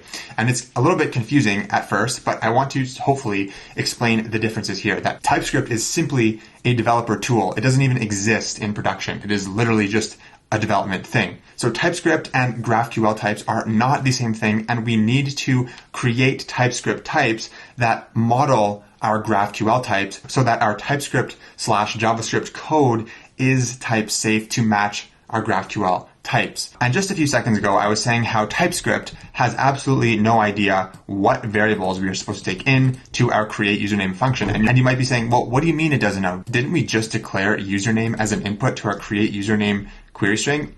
Which is what we did here. And this is the key distinction between GraphQL typing and TypeScript typing. Currently, the way our code is written, GraphQL only knows about this username input. TypeScript does not. And this is what I meant when I said we have to create TypeScript types to match our GraphQL types so that our JavaScript code is type safe as defined by our GraphQL typing. And this might not make complete sense to you at first. You might just have to sit with it and work with it a little while. But just know that we are creating TypeScript types to model our GraphQL types to improve our developer experience and make our code robust. TypeScript has no idea about the GraphQL structure, and the GraphQL structure has absolutely no idea about our TypeScript structure. So as I just mentioned, GraphQL currently knows that we are supposed to pass in a username. So let's go back to our auth component here and make TypeScript know as well. Okay, so here is how we can add typing to the useMutation hook. And it's going to look very similar with the other hooks as well, useQuery and useSubscription. Okay, so what we want to do is add a set of angle brackets right in here. And inside of these angle brackets, we are going to put two types. The first type is going to be the type of the data that we are going to get back from our createUsername function. And the second type is going to be the type of the variables object that we are passing into variables here. So let's come up here underneath our auth props, and we're going to create two new interfaces. The first one is going to represent the data we are going to get back from our createUsername function. So let's create an interface called createUsernameData. And this interface is going to represent the structure of the data returned by the useMutation hook. So when you use any of the Apollo React hooks, the data that comes back is going to be an object of the following structure. It is going to have the name of the query or mutation, which in this case is createUsername, and then inside of it, it's going to have the actual data that your API returns. And when we were looking at our query string here, we are getting back a success Boolean and an error string. So we can declare that here by saying success, and this is going to be a Boolean, and we're going to have an error, which is going to be a string. So when the useMutation hook successfully completes, this is the structure of the data that we're going to get back. Now underneath here, let's create another interface for the variables that we're going to pass to our createUsername mutation. So let's create an interface called createUsernameVariables. And the only variable that we're passing to this mutation is going to be our username. And this is going to be of type string. Now to use these two interfaces with the useMutation hook, as I mentioned before, we can pass both of them to these angle brackets here. So the first one is going to be the createUsernameData, and the second one is going to be the createUsernameVariables. So I'm going to save this, and now Apollo knows the exact structure of all of the inputs that we're supposed to put in. So if I just delete this and I press Control period to get autocomplete, TypeScript is now expecting a username input. And if I were to come up here and say some other input and make it of type Boolean, and I come down here and I do control space, you can see that TypeScript is expecting that because we created that interface and we passed it as a generic to our useMutation hook. And so this is how TypeScript is aware of the variables that we're supposed to pass to this mutation. So we can get rid of this some other input thing. And now you can see that TypeScript is mad because it's like property username is missing in type object. It's saying that this particular object is missing the username. So if we add that in there, now TypeScript is happy. And furthermore, now TypeScript knows the structure of the data we're getting back. So if I were to say data, and now you can see that TypeScript is like, oh, okay, well, I'm expecting data to have an object with a createUsername key. And if I go into createUsername, and if I try to access a nested field there, you can see that error and success are both there because we declared them here. If I remove error and come down here, now it's gone and only success is there. So this is how we can declare data and variable interfaces and pass them to our hooks as generics to make our client queries type safe. So let's delete this. And for every single query, mutation, and subscription that we write, we are going to create interfaces to define the structure of the data and the variables. So you're going to get a lot of practice with this. So if it's unclear right now, don't worry, it will become more clear with time. And very quickly, I'm actually going to move these interfaces to a utility file because it's going to help keep our code organized. So inside of our source folder in the front end, I'm going to create another folder called util. And then inside of here, I'm going to create a file called types.typescript. And I am going to cut these interfaces out of our auth component here and paste them into our types. And we are going to put all of our front end types in this file here. And we need to export these because we're going to need to import them in this auth component here. So now TypeScript is mad because it has no idea what these are. So I'm just going to press Command period and add all missing imports, and it's going to automatically import those from that util folder and file that we just created. Perfect. So we're going to be adding a bunch of stuff to this file as we build out this app. So I'm just going to close this for now and just close the directory here and come back to this function here. Okay, so now that we've added these interfaces and our mutation is type safe, I think we're actually ready to call this mutation and see what happens when we query our API. So let's come back to our app here, and I'm just going to open up the console, move it to the bottom here. Okay, zoom in a bit here. Let's see what happens when we actually fire this query off. So do we have this button hooked up to this function? Where is our save button here? Okay, so yes, when I click this save button, it is going to call our onSubmit function, which is actually going to fire this off. And actually at the very top of this onSubmit function here, I'm going to add a quick check to make sure that the user has actually typed in some sort of string into the input. We don't want to just send an empty string. So I'm going to say if there is no username, meaning that the string is empty, let's just return and prevent doing anything. So now if I try to click this button, it does not do anything because there is no username in the input right now. Okay, and also I'm just going to add a console log and say here is the data and log these three values here, data, loading, and error. So we can see what's going on in the console if these things happen. So you can see that data is undefined, loading is false because we haven't sent the request, and there is no error, so it's just undefined. Okay, so let's actually give this a go. So I'm going to type in hello, and I'm going to click save. And what happened? Looks like some bad stuff happened. So we got an error here. So it's saying failed to fetch. Okay, so that's okay. All right, so typically when I get these errors with GraphQL, I really like to go to the network tab in the DevTools and see what's going on. Yeah, so we can see this request failed, and we are getting the classic CORS error. If you've developed an app before of any kind, you've probably come across CORS issues before, and it is just the classic error that all developers absolutely love to deal with. Luckily for us, it's actually not too challenging to solve. All we need to do is go back to our server and add some CORS configuration to our Apollo server, and we should be good to go. Okay, so let's quickly go back to our index file in our backend here, which is where our Apollo server is being created. So we're back on the backend. And what we want to do is add some CORS configuration to our server here through this apply middleware function. So if you go So if you go inside of this object here and you just type cores, you can see that it is built to accept some cores configuration here. So we're just going to create an object called cores options, pass it to our apply middleware function, and that should solve this problem. Okay, so just underneath our schema here, I'm going to create that object and I'm going to call it cores options. And we need to add two things to this object here. We need to add an origin, which is going to represent the URL that our API is expecting requests from, which for development is going to be localhost 3000. In production, it's going to be our production client URL, which we will configure later. So we are going to put our origin URL in our env file. And I actually don't know if we have created that for our backend. Okay, so we have env, but we have nothing in here. So I think we need to install the .env package in order to be able to access environment variables in our Node application. So let's come to our terminal here. And in our backend, let's go ahead and install .env. So npm install .env. And this is essentially just going to allow us to access environment variables in our Node application. So we need to come up to the top here and import that package. So we can say import star as .env from .env.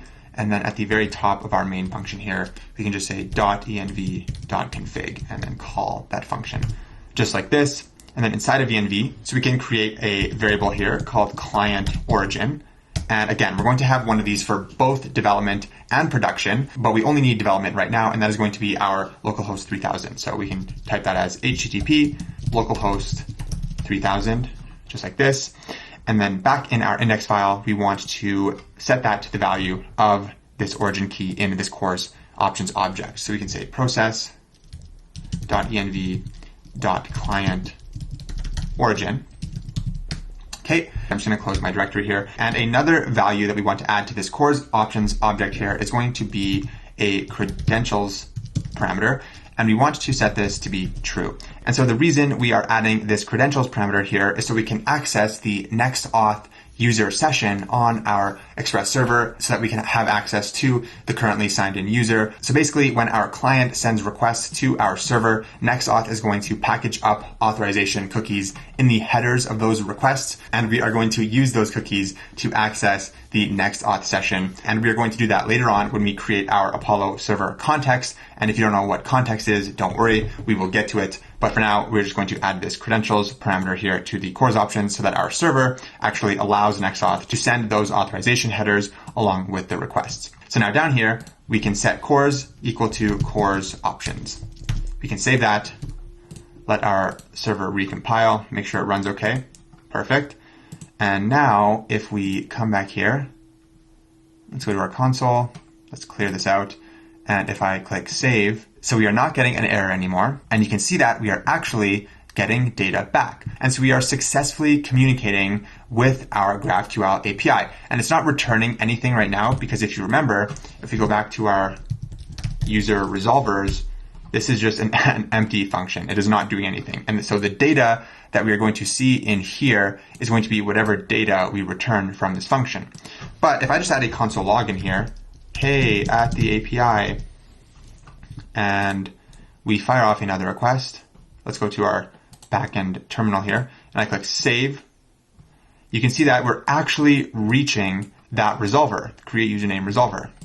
Hey, at the API. And so now that we have actually successfully hit our API and seen that we have actually made it inside of this create username resolver, now we need to modify this function to actually take in that username input and add it to the user document in the database, and then return that object with the structure success or error to indicate whether or not the update was successful or return some sort of error if it was not. So that is what we are going to do now. So now an important question that we must answer is how do we actually access that username input inside of our create username resolver? So to answer this question, let's head over to the documentation here. So I'm just going to search up Apollo resolvers. And we want to go to this page here, resolvers in Apollo GraphQL. Okay, and somewhere in here, there is a section on arguments that our resolver accepts. Here we go, resolver arguments. So out of the box, all of our resolver functions are going to be passed 4 arguments, as it says here. Parent, args, context, and info, and it says in that order, which is going to be important. Now, the 2 arguments that we're going to be most interested in for this project are going to be args and context. So just a few moments ago when we were dealing with those CORS issues, I briefly alluded to our Apollo server context. So we are going to talk more about context when we get to that in a few moments here, but I'll briefly just give you an introduction to it right now since we're on the topic here. But essentially the context is just an object that we can put whatever we want into, and this object is going to be accessible in every single one of our GraphQL resolvers, and it comes in handy when there's particular information that we want access to in all of our resolvers. So as the docs say here, authentication information is a typical example. So in our case, we are going to put our user session inside of our context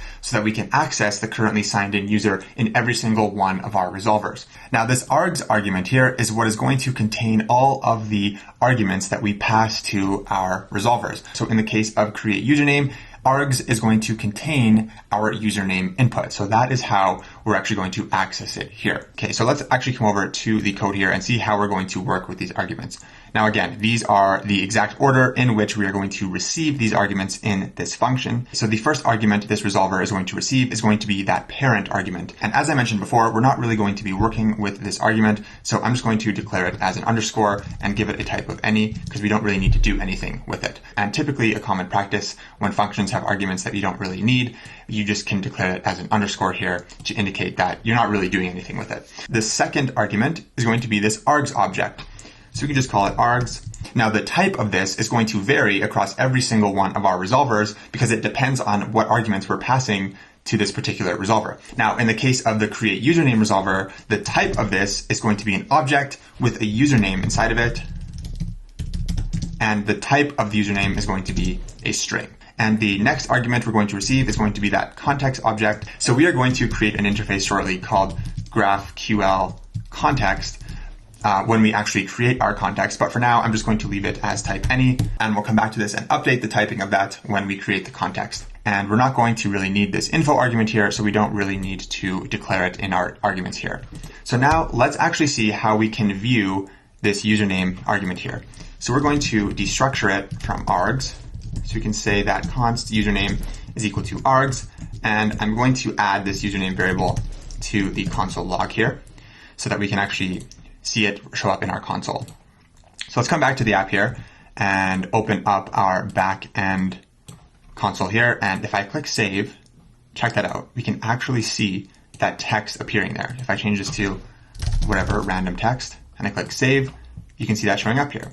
So now we actually have access to the username that the user is trying to create. So now that we actually have access to the username inside of this function here, what do we need to do with it? Well, we need to access the currently signed in user and update that user's document in our database to store this username on it. Now, in order to do that, we need two more important things inside of this resolver here. We need to know what user is currently signed in. And as I mentioned before, we can do that using the NextAuth session. And we also need a way to communicate with our database. Now, if you remember from way back when we were setting up our authentication with NextAuth, we were communicating with our database through Prisma. And we are going to be doing the exact same thing on the backend. We are going to be creating another instance of our Prisma client and configuring it to communicate with the same database that NextAuth is communicating with, which is our Mongo database. And that way we're going to be able to communicate with our database from our backend. Okay, so I was going to wait until after we wrote out this createUsername function to create our GraphQL context, but I realized that in order to actually create the username, we're going to need access to the currently signed in user, which is going to come from the session object that we're going to store in our GraphQL context. So we're actually going to go ahead right now and create our context. Okay, so let's come back to our index.ts file, and we are going to go down here and I'm going to show you how we can do that. This Apollo server instance is configured to take in a value for context. So if we just type the letter C, you'll see that it is allowing us to define a context inside of our Apollo server. Now the value for our context is going to be a callback function that is going to be called when our client first communicates with our server. And it's going to be an asynchronous callback. So we can declare that like this. And it's through this callback function that our client is going to send important information to our server. So we can accept that information as arguments, and it's going to be an object. And that object is going to contain a request object as well as a response object. And this request object is what we're interested in because it is going to contain those authorization headers that NextAuth is going to send to our server, and we are going to use those headers to get access to the currently signed in user using a function called getSession that we're going to get from the NextAuth library. And if you remember from a few moments ago when we were doing cores, that is the reason why we set this credentials to be true, to allow our server to accept those authorization headers. So inside of this callback function here, whatever it is that we return from here is going to be the value of our GraphQL context that is going to be accessible inside of our resolvers. So right now, if I just return an object with, say, name, and the value is Shadi, that is what the value of context is going to be over here. So for example, if I add a log here and I just say here is context, and I log out the context, and we open up our server terminal here and I just send off a request, you can see that here is the context which is being logged inside of this resolver has that name Shadi in it, because that is the value we returned from our context callback function here. Okay, so this is not very useful information. So we are going to put information inside of this object that we are going to need access to across all of our resolvers. One of those things is going to be our user session. Another one of those things is going to be our Prisma client so that we can actually communicate with our database. And the third thing is going to be a thing called PubSub, which is not super important right now. It more has to do with subscriptions. So we're going to come back to that. But essentially this object is going to have three things: session, Prisma, and PubSub. So for now, I'm just going to put session in here. And now we actually need to somehow get a value for the session. And as I mentioned before, we're going to use a function from NextAuth. So we are going to need to install that library in our backend repository. So let's run npm install next-auth. So now inside of here, we can actually instantiate our session. And this is going to come from an asynchronous function called getSession. And for some reason, it doesn't want to auto import. Okay, so we can come up to the top here and we want to import this function from our NextAuth package, but specifically from the React folder. So NextAuth/React, and this function is going to be getSession. Perfect. Now, this getSession function is going to take in an object, and inside of that object, we are going to pass in our request object that is coming from our client. And it's this request object that is going to contain those authorization headers that NextAuth is going to be sending to our server from our client. And the getSession function is going to use that information and return to us the current user's session. So let's go ahead and log this out and see what this looks like. So we'll say context session.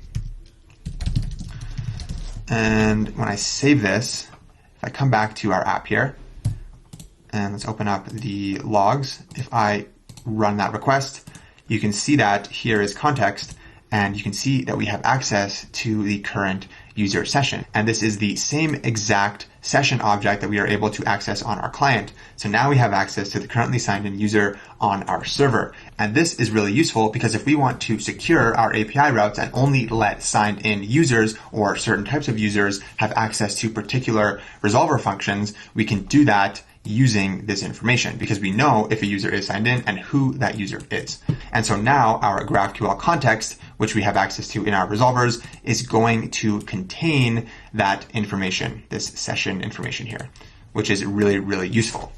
So we want to specify the type that this function is going to return, and this is where we're going to create the interface for our GraphQL context.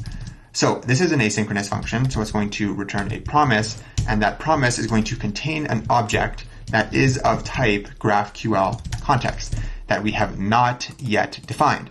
So where are we going to define this? Inside of our source folder in our backend, we are going to create another folder called util, similar to our front end. And inside of our util folder, we are going to create a file called types.ts. And this is where we are going to put all of our backend types. And while we're here, we might as well create another util file that we're going to use. And this is going to be called functions.ts, and this is where we're just going to put a few utility helper functions. And we're going to come back to this very shortly. So for now, I'm just going to close this off. Now inside of this types file, I'm going to create the interface for our GraphQL context. So we can say export interface GraphQL context. So as I mentioned before, this GraphQL context is going to contain three important things. The first one is going to be our actual user session, which is going to be of type session, which is going to come from NextAuth.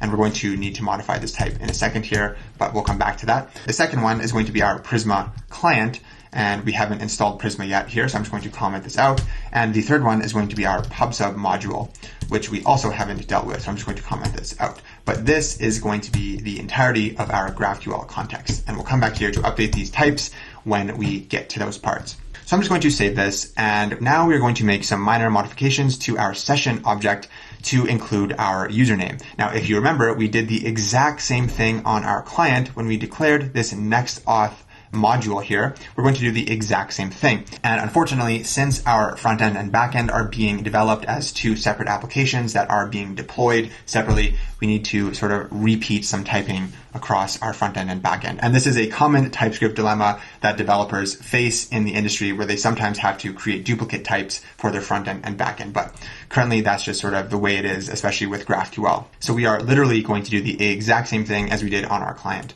Inside of our source folder, we can create a lib folder, and inside of here, we can create that NextAuth module declaration file. So nextauth.d.ts.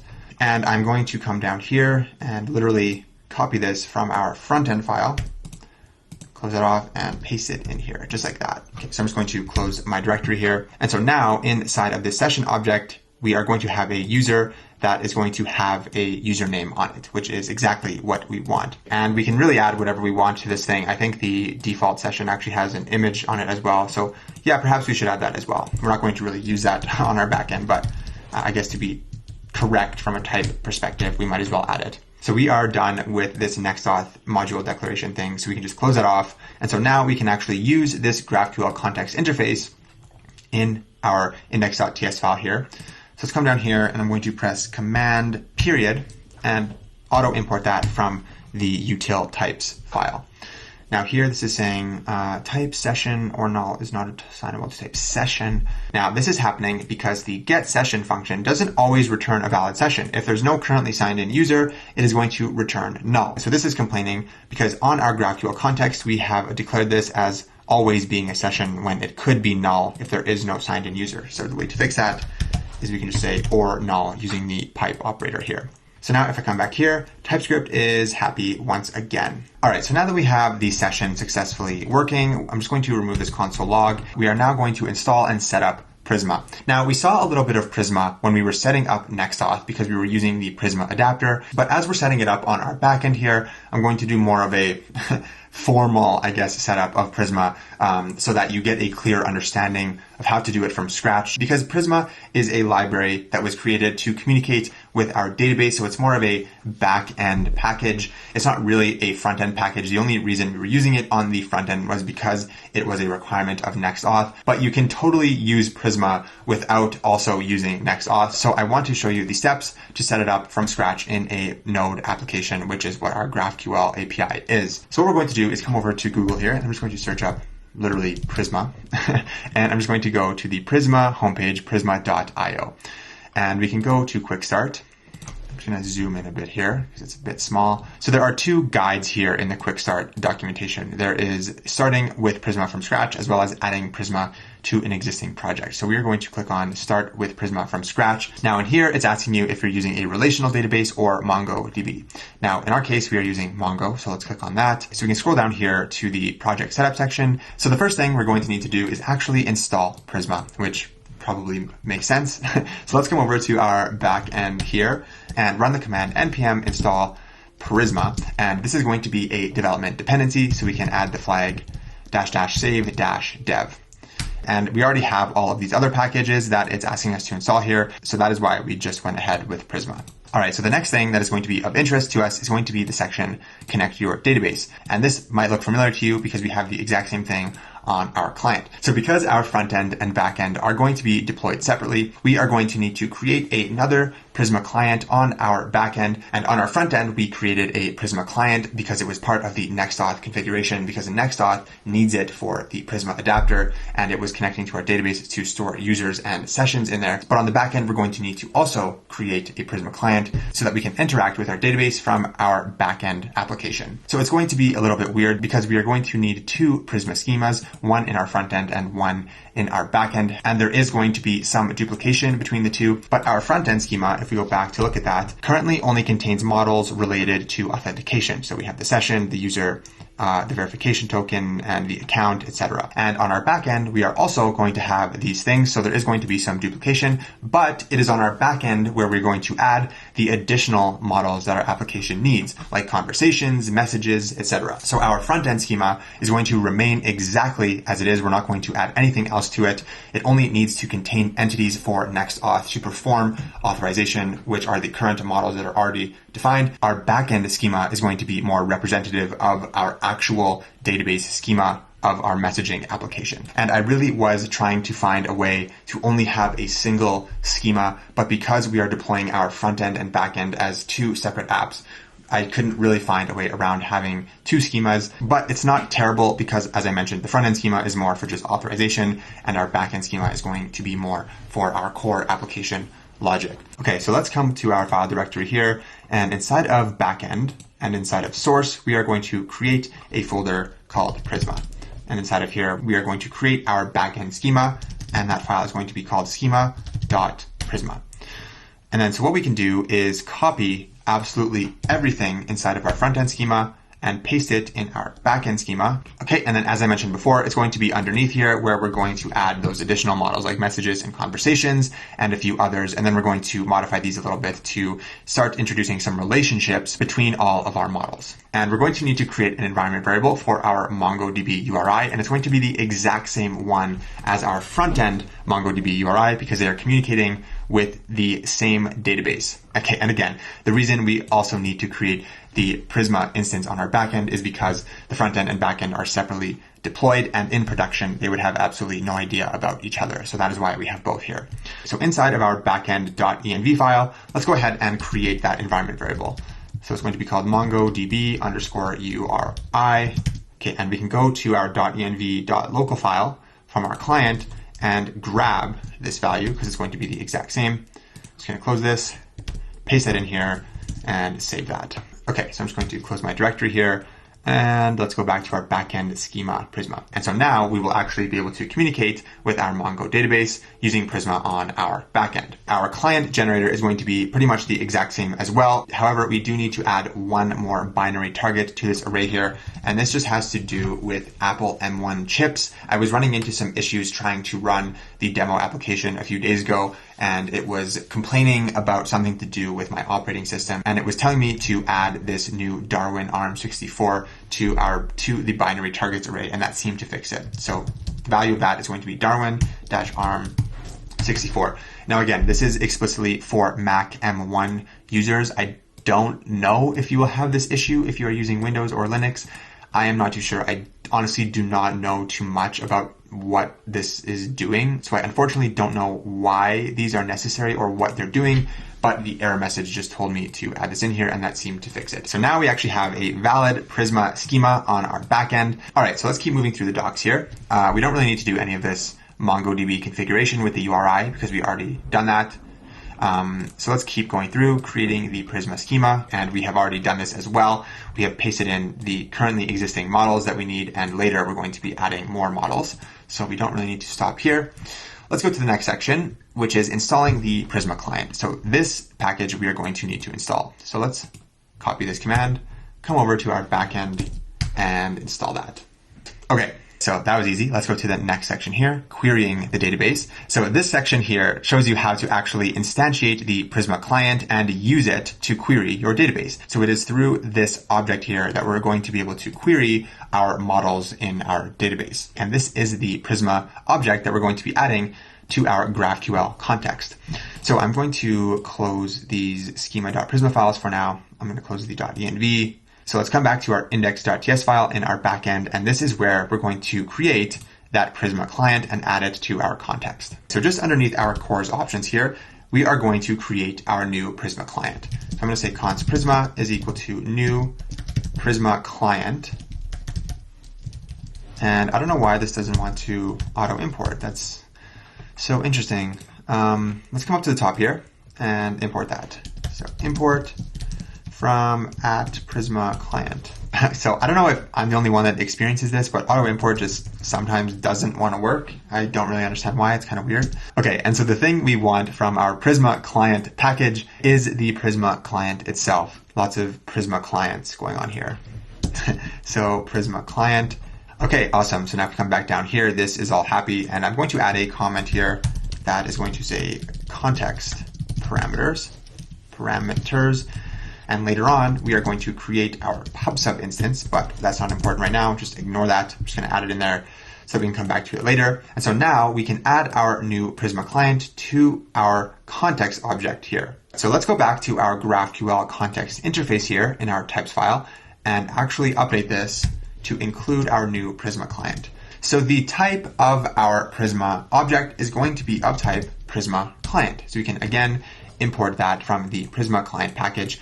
And for some reason in here, it auto-imported. In the other file, it did not. I have no idea what's going on. I can't explain that. So let's save this and let's come back here. And now TypeScript is mad because we are not passing Prisma to our context. So next to our session here, let's go ahead and pass in Prisma. Now TypeScript is happy, and now our Prisma client is part of our server context, and we will have access to it in every single one of our resolvers, and that is how we're going to actually communicate with our database in our resolvers. So that's pretty cool. And so now we can actually update the type of this from any to be that GraphQL context interface that we created in util types. So import that, make sure that imports up top here. And now that we have updated our context to be of type GraphQL context, we can successfully destructure our user session as well as our Prisma client from our context, and TypeScript is going to know that they are on there. So if I say const empty object is equal to context, and I come in here and I do control spacebar, you can see that TypeScript knows that the session exists on this thing as well as the Prisma client. And so now we have absolutely everything we need in order to actually update our user document in the database, because we have the username that the user has submitted from the React app over here, and we have the user session, so we know which user to update, and we have the Prisma client, so we can actually communicate with our Mongo database and update the user to have this new username. So before we start writing out the actual logic of our createUsername resolver function, let's specify the return type of this function. And we also want to make this function asynchronous because it is going to be communicating with our database, which is going to be an asynchronous operation. And as for the return type of this function, we can specify that here. It is going to return a promise because it is an asynchronous function. And the type of the data that is going to be inside of the returned promise, if you remember, is going to be an object with the success boolean as well as the error string. Because if you remember, I mentioned that we want to create TypeScript types to model our GraphQL schema. And if we look at our user TypeDefs, we said that the createUsername mutation is going to have a response of structure createUsername response.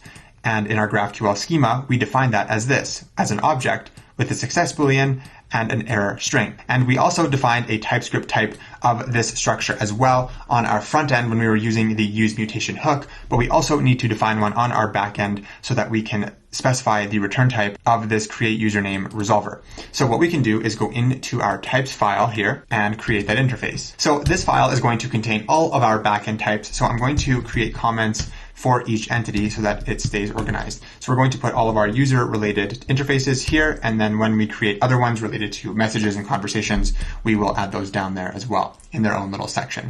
So we are creating an interface that is going to represent the data being returned by the createUsername function. So we can say export interface createUsername response. And we just saw that this is going to have a success boolean as well as an error string. Now, when our createUsername resolver returns an object of this type, only one of these things is going to be present, because if the request was successful, that means an error did not occur, and therefore an error is not going to be present. And if an error does occur, we are going to return that error to our client, and the success field will not be present. So only one of these is going to be present, so I'm going to make these optional to make it so they don't always have to be both present. So let's go back to our resolver here and import that interface. createUsername response. Now TypeScript is complaining. TypeScript is saying, well, you're saying you're returning this, but you're not currently returning anything, so what the heck? And so now we are ready to write out the logic of our function and actually return an object of this type. Okay, so I'm just going to get rid of these console logs here. Now, the first thing we're going to check is that the user is signed in and that there is a valid session present, because we want to make this mutation secure. So we can say, if there is no session.user, we want to return an object, and this would be the case where we are returning an error, so we can add the error field, and the error in this case is going to be not authorized. So we are protecting this mutation against unauthenticated users. So if the user is signed in and we successfully make it past that check, we want to grab the ID off of the currently signed in user's session. So you can grab the ID. Okay, for some reason, email, image, and name. Why isn't ID present here? What is happening? Because on the GraphQL context, we said that the session is coming from NextAuth, which we declared in our type declaration file, but for some reason, that is not working. Why is that? So I'm not totally sure why our type declaration for NextAuth is not working with the user session here. So what we're going to do instead is actually just manually declare the session and user types. So what we can do is come over to our types.ts file, and we are going to define those in the user section here. So we are going to manually declare our session interface. So we can say export interface session, and this is going to have a user on it. And we also need to create the type for that user. And we're going to make it have the same structure as we intended it to have in our type declaration file here. I'm not too sure why this isn't working, but it's not super critical. So we can just keep moving forward because we can just manually define them. So I'm going to copy that, bring that over here, and going to export this. Okay, and we can say that the type of the user on our session is going to be of type user. So we're basically doing the exact same thing as we were with the type declaration, but we're just sort of doing it manually on our own. And the session from NextAuth also has that expires date on it, so we can add that. And I believe the type of that is ISO date string, which is coming from NextAuth. And then we don't really need this session from NextAuth directly anymore because we have created our own here. So I don't even think we need this type declaration file here. So we can just go ahead and delete that. I'm not too sure what's going on there, but oh well. Okay, then down here, we now should be able to see that ID on the session user type. So let's grab that ID and then close the directory here, and we can keep on moving. So now we can actually use our Prisma client to update our user document in the database to have this new username. So to handle the asynchronous operation of our database communication with Prisma, we are going to use a try catch block in case an error occurs. So in the catch block, I'm just going to log create username error. Now in the event an error occurs and we end up in this catch block, we want to return that error to our front end so we can return our object and make the value of error the thrown errors message. So we can say that error, we want to be error.message. And we're going to add optional chaining here, just like that. Now inside of the try block, there are a few things we want to do. Because usernames in our app are going to be unique, we need to check to make sure that the username that the user is trying to submit is not already taken by another user. So let's add a comment that's going to say, check that username is not taken. If the username is already being used by another user, we will return an error message to our front end saying that the username is already taken and to please try another. If the username is indeed available though, we want to update the user's document to have that username. So we want to say update user.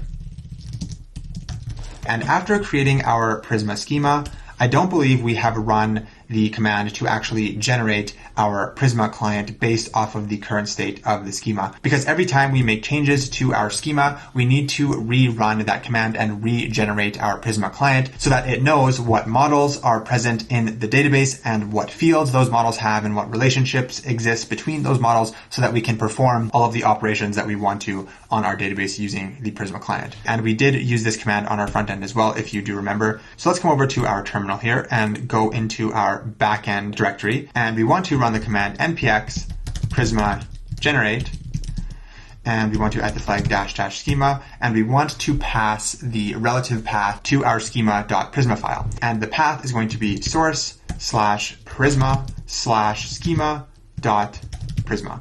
That is the path to that file.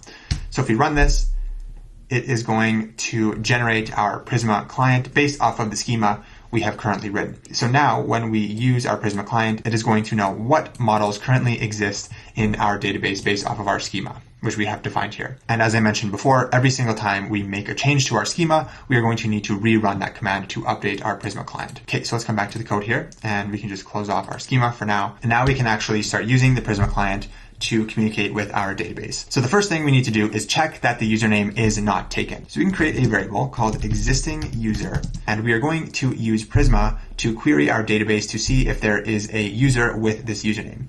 So the way we can do that is we can use the await keyword, because this is going to be an asynchronous operation, and we want to call our Prisma client, and we want to query the user collection. And let's backtrack a bit here. If I just type Prisma and I press period, you can see that it knows all of the models that exist in our database because we just ran that npx Prisma generate command in our command line. If I were to go add a new model in our schema right now, say messages, and then rerun that command, messages would also be included in here because Prisma would know that that model exists. So hopefully that's starting to make more sense now.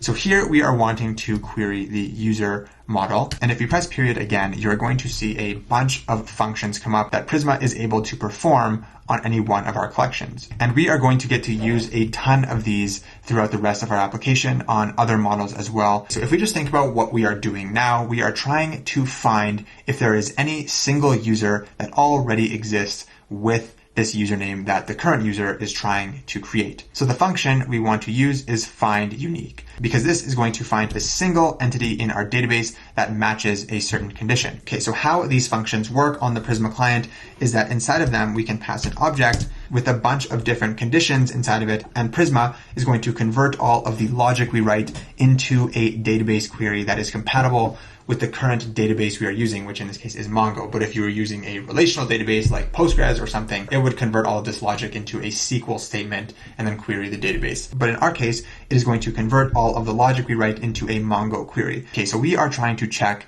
if there is a user with the username that the user is trying to submit. So we want to use the where property here, and the value of this is going to be an object, and inside of here, we can tell Prisma which fields on the user model we want to match on. So if I press Control Spacebar here, you can see that Prisma is showing us what entities are present on the user model, and it's asking us which of these fields we want to write a certain condition on so that it knows what user document from our database to grab. Now you'll notice that the username is not present here. So TypeScript does not know that the user model on our Prisma client should have a username. And the reason that is because if we go back to our schema, we actually have not yet added the username field to our user model. So as of right now, our Prisma user is only going to have these properties on it. It is not going to have a username. And the reason that only ID and email are showing up here and not the other ones is because we are using the find unique function, and Prisma knows that currently the only unique fields on our user are the email as well as the ID. Because if a field is not unique, like in the case of name here, the Prisma find unique function is not going to work on that particular field. So what we need to do is add the username to our user model and make it unique, because our usernames are going to be unique, as I mentioned before. So just underneath email here, let's create a new field called username. And this is going to be of type string. And we can make it optional because it's not always going to be present. And we want to add the unique keyword here. And in a Prisma schema, this is how we declare a field to be unique. We say @unique. So now if we save this schema Prisma, we need to regenerate our Prisma client to have this update on it. So let's go back to our command line here in the backend and just simply rerun this command. Okay, so now our Prisma client should have those updates. So if I come back here and I check TypeScript again, you'll see that the username is there. So now we can actually search for entities on the username field. And this is all we need to do to check if there is an existing user with that particular username. And we are just using JavaScript shorthand notation here. The value of this is going to be the value of this username here. And since they have the exact same name, we don't need to explicitly declare that. JavaScript automatically knows that this is going to be this. So now we need to check if Prisma actually found this existing user. If Prisma did find a user with that username, it is going to return that user, and that is going to be what the value of existing user is going to be. If it did not find a user matching this query, existing user is just going to be null. So what we can say is if there is an existing user with that username, we want to return an error to our client saying that that username is already taken. So we can make the value of our error key username already taken. Try another. So then if we make it past this if statement and we don't return that error, that means the username is available and we can update the user to have that username. So to update our user, we can say await prisma.user.update. And again, we're going to pass this an object. The user we want to update is going to be the user that has an ID that matches the user ID coming from this session here. So what I'm going to do is actually alias this to be user ID just so that it is a bit more readable. So we want to update the user where the ID matches the user ID coming from the session. Now when we are performing an update, the second parameter we need to pass in here is going to be called data. And the data object is going to contain the actual updates that we are making to the user. And the field we are updating is going to be the username field. And again, due to JavaScript shorthand notation, the value of this is going to be the value of the username coming from the argument. Then after successfully updating the user in the database, we just need to return an object with the success parameter being true. And then our front end is going to use this information to call a function called reloadSession, which is going to get NextAuth to refetch the updated user session so that we then have the updated user with the username on our client. So we don't really need to return the updated user here because NextAuth is going to do that for us on our front end after receiving a successful response. So now that we have written out this logic, I think we can actually try to perform this query from our front end and see how our new resolver actually performs and if it does what it is supposed to do and actually update the user. So in order to do that, we do need to start up our backend server once again. So let's give that a go, npm run dev. And the server has crashed and some stuff is going on here. So what is happening?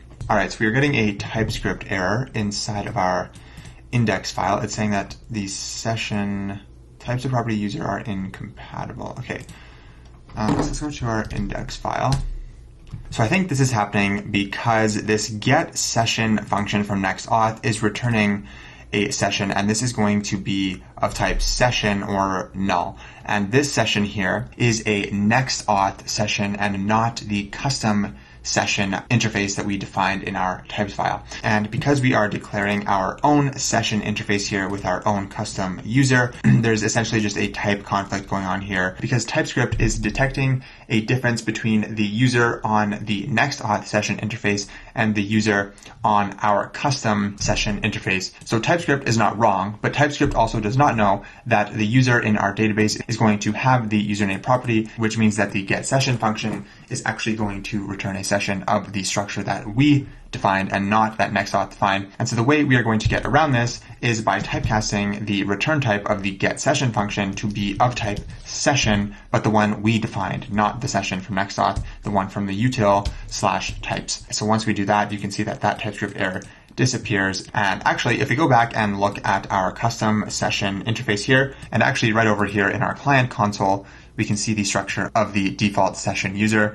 It has these three properties here, email, image, and name. And these two fields here, ID and username, are the custom fields that we are adding to our session user. And they're really the only two that we are going to use in any of the backend logic of our application. We're never really going to use email, image, and name in any of the core backend logic. But to be more correct, we should probably add these three fields into here for completeness, especially since we are typecasting here. We want the type of this session to be as accurate as possible. So what we're going to do is just simply add those three fields. So we're going to say email is going to be a string, image is going to be string, and name is going to be string. So if I were to log out what the current value of this session object would be, it actually would not have the ID and user properties on it because it would still have the same structure as our default session from NextAuth, which is being shown over here. And so we've added these custom properties to our user in TypeScript. So TypeScript knows about these custom properties, but NextAuth currently does not. It is still just using the default session. And so we want to make the two match. And so how do we do that? And this is where I'm going to show you how we can add these custom properties to the actual NextAuth session. And in order to do that, we need to go back to the file we have not seen in a long time, this NextAuth API endpoint in our front-end repository, because this is where all of our configuration for NextAuth is going to go. And this is where we're going to be able to add those custom properties to our NextAuth session. So in addition to these other three properties that we specified in our NextAuth object here, there is also a section called callbacks. So if I just press Control Spacebar here, you can see that there are a bunch of different options for different callbacks that we can declare inside of this object.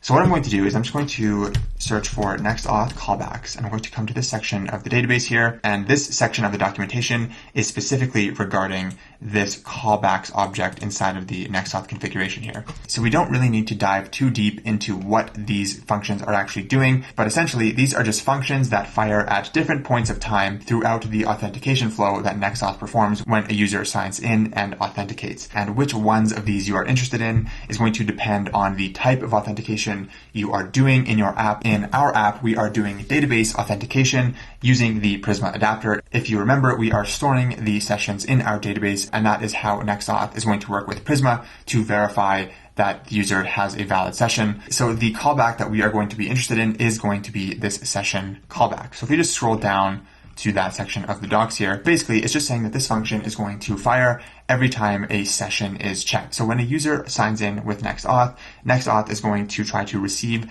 that user session from the database. And when that happens, this function is going to fire. And it is inside of this callback function that we can actually modify the session to have a particular structure that we desire so that the session that we are using throughout our application has the structure that we want it to have and has the information on it that we want it to have. And so to tie this back to our conversation before about adding custom properties to our session, if we look at the current structure of the session, just as a reminder, specifically the user, we have email, image, and name. And this is just the default session that we get from NextAuth. And out of the box, these are the only three properties that are going to exist on the session user, regardless of what the structure of our user is in the database. So our user in the database could have like 100 other properties like username and last visit and anything, any other custom property that we add to the user in our app. In our case, we are adding a username to the user in the database, and we want that to be present on our session here. And so it's in this callback where we can actually do that. You'll notice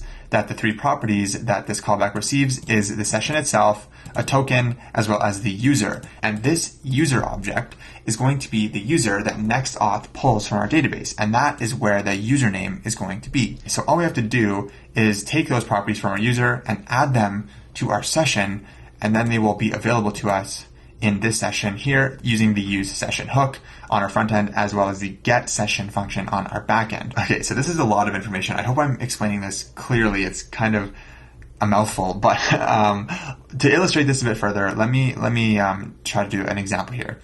So if I just copy this code and paste it over here, let's add a console log here. I'm going to say inside of the session callback. So let's save that. And we are not using access tokens, so we can just get rid of this. So since this log would be on the NextAuth server, they're going to appear in the console here. So you can see here inside of the session callback. So every single time the authenticated user's session is fetched from the database, that function is going to fire. So if I refresh this page, that request is going to fire because NextAuth needs to get that session from the database, and you can see that that log is happening. So now let me show you how we can actually add custom properties to our session. So what I'm going to do to add a custom property is I'm going to, instead of returning just the session, I'm going to return the entire session object, but then I'm going to add a custom property called custom property, and it's going to be my name. So if I save this and then I refresh this page, let's take a look at what the session looks like now. you can see that that custom property is there. So whatever object we return from the session callback is going to be the value of the NextAuth session. And so hopefully this is all starting to piece together, because now we can take any property we want from our user and put it on our session object and then return that object so that we have access to those properties on our session. Okay, so let's delete this return value here, and instead let's return an object. Now the value of our session, what we want to do is sort of blend the existing session, and we want to modify the value of user on our session. And so for the value of user, we essentially want to create an object that is a blend of the session user as well as the database user.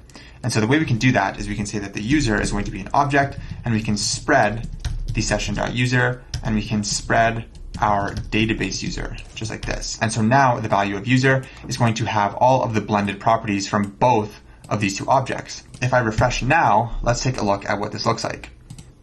Go into here, session, and we expand the user, you can see that it is no longer just those default original three. We have information from the database user here. We have like the ID and the email verified flag. And when we save the username onto the user document in the database, that username will also appear here. And on our backend, because we are using this getSession function from NextAuth, this session object is going to have the same information that our client session has, because they are both pulling from the NextAuth server. Okay, and actually one last thing we have to add to our user type here is this email verified boolean, just to make this type completely correct. So just under email here, I'm just going to add email verified, and this is going to be a boolean. And we can come back to our index file. Okay, so I think we just spent the last 10 minutes or so talking about TypeScript and sessions and sort of stuff that is not as interesting as the actual core application logic, but I am glad we got all that sorted out, and I hope you found that insightful and interesting. Adding custom properties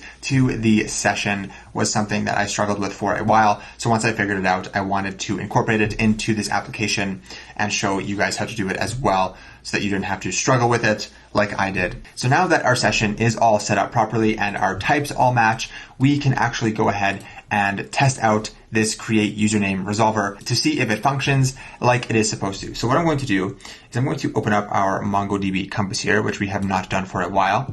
And I'm going to go into our database, iMessage GraphQL, and open up our user collection here. So currently there is only one user in there, and that is me, shadmerhi@gmail.com. And this is the current structure of our user. And you can see that it does indeed match our session user now, which is super nice. As it is right now, there is no username here. After running this createUsername mutation, if all goes well and it functions as it is expected to, we should be able to see the username on our user document here. So let's go ahead and give this a go. Now I think our backend is actually turned off. So I'm going to reboot it up, npm run dev. Okay, and our server crashed again, which is super sick. What is it going on now? TypeScript error message. Oh, okay, you know what this is? This is a simple one. This is only going to take like 30 seconds. So if you go into our user resolver function here, it's basically just complaining about the type of this error here. Now, I don't know why the TypeScript compiler is not picking it up here. I don't know why there's no red underline, but that is strange. Oh well, hopefully you guys are seeing a red underline here. I don't know why I'm not. But basically TypeScript is just saying that message does not exist on the current type of our error. So we just have to update the type of our error here. Now, unfortunately, typing errors is kind of strange. And if you try to type this using the TypeScript default error interface, it complains, and it's basically complaining that the type of this must be any or unknown if we are specifying an error in our catch clause. I am not too sure why this occurs. This is what I typically do with errors. And if we try to recompile our server, TypeScript should no longer complain. So yeah, the server did recompile successfully, but I'm just going to clear our console because that ugly error node message was kind of ugly. So just going to get rid of it and have our clean console here with a successfully started up server. So our server is up and running. Our client is up and running. We should theoretically be able to send off a mutation and see what happens. Okay, so what I'm going to do is clear the console, and we're just going to go ahead and see what happens here. So I'm going to say Shad Merhi. That's going to be my username, and let's click save. Okay, so loading went true for a sec, so it actually contacted the network, it seemed.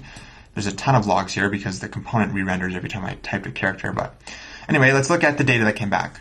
Here is data. So inside of data, we can see that the createUsername returned this object with success being true. So I think it actually worked, and the error is null.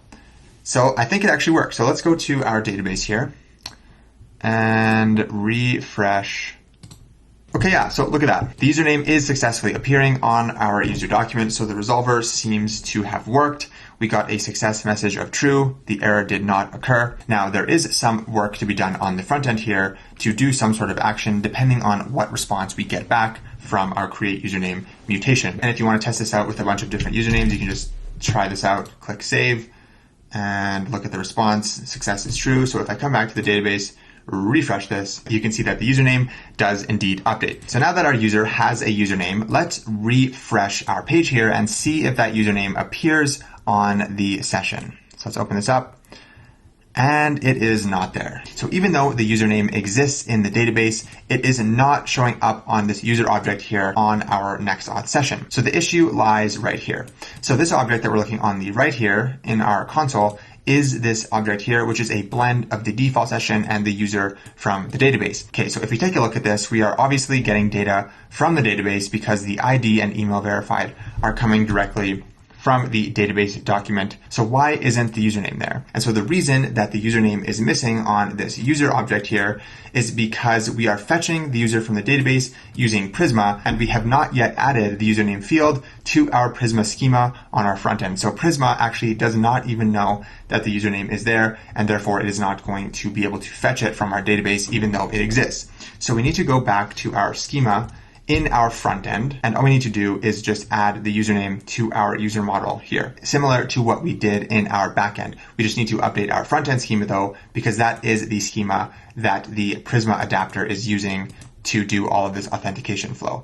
So underneath our email here, we can add the username property. It's going to be an optional string, and we want to flag it as unique. So now that we save this, we need to regenerate our front-end Prisma client, because remember, after every schema update, we need to regenerate the Prisma client so that Prisma has the latest schema updates. So the command is npx prisma generate -- schema, and the path to our schema file is source/prisma/schema.prisma.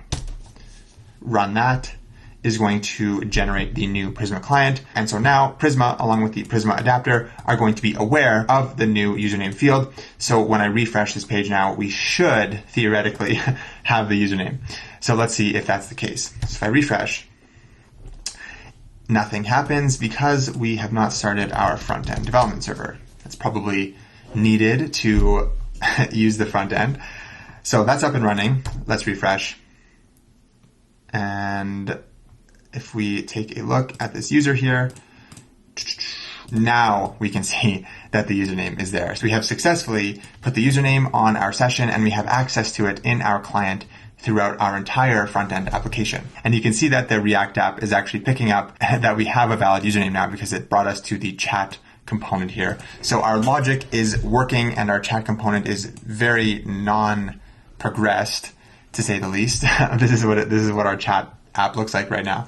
But we have solved the problem of getting the user's username in the NextAuth session. Now, one last thing we need to do with our NextAuth session is use that reload session function that I have been sort of alluding to this whole time, this reload session function, to refetch the session after the user successfully updates their username.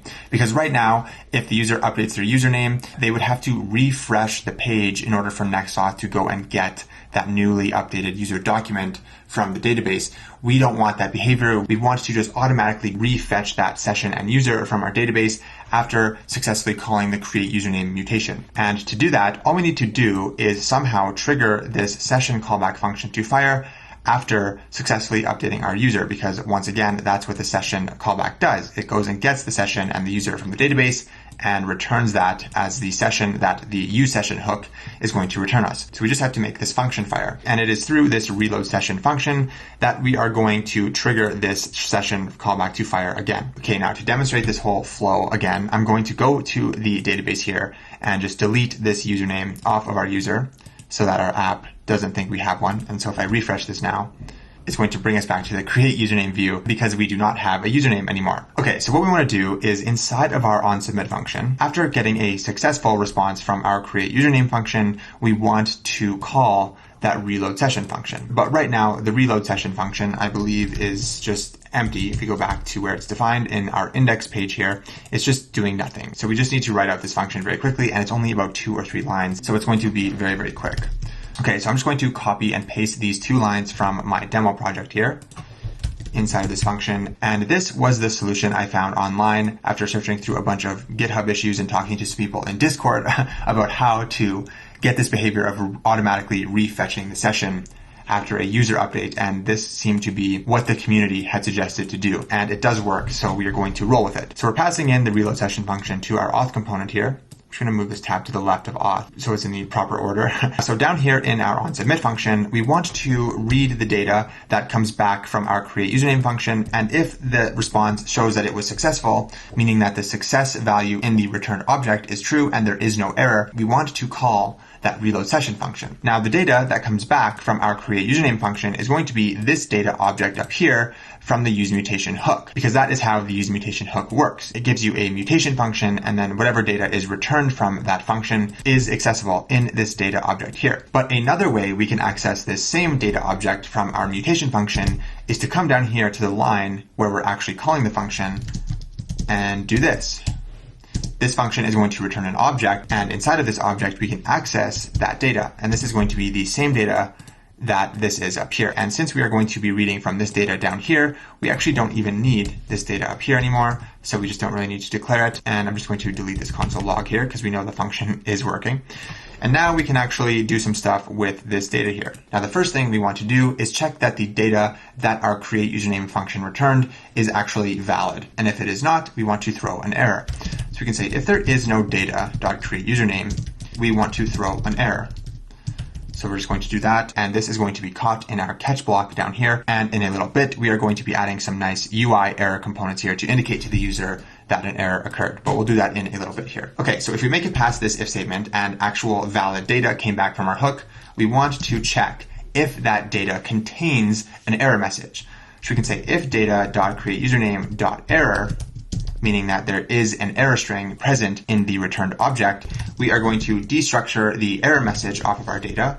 So we can say create username, and then on create username, we want to grab the error, and we're going to throw a new error where that error message from our API is the message string. And we're going to, again, catch that down here and do something meaningful with it on the UI in a little bit. So if we make it down here past these 2 if statements, that means it was a successful response. And this is where we want to call that reload session function, because we only want to call this function if this create username mutation was successful. So I'm just going to add a comment here that is describing what this function is doing. So it's going to be reload session to obtain new username. So now that we have added this reload session function, when we create the username, the session callback is going to fire and refetch the session and the user from the database and recreate the session that is going to have the updated user on it. And the user will not have to refresh the page for this behavior to occur. So just as a reminder, we removed the username from our user in our database. So we are starting from a clean slate. So if I refresh this page here and we take a look at this user here, we can see that the username is currently null because it does not exist in the database. So if I update the username now to Shad Merhi, what should happen is that the session should be refetched, the username will be detected, and it should automatically take me to the chat component. So let's see. And it does exactly that. And you can see that the session has logged a few more times here. And if we look at the latest one and we go into the user, you can see that the username is there. So the user did not have to refresh the page, and their brand new username was automatically fetched from the database and updated to be inside of the session. And so all that is left to do with this whole create username flow is to just add some nice UI components if an error occurs to tell the user to try another username. And we're also going to add a success UI component as well. And to do that, we are going to be using a library called React Toast. And if you have not heard of React Toast before, it is essentially just a really nice library that makes it super easy to display notifications to your user. So if we just search up React Toast, it's called React Hot Toast.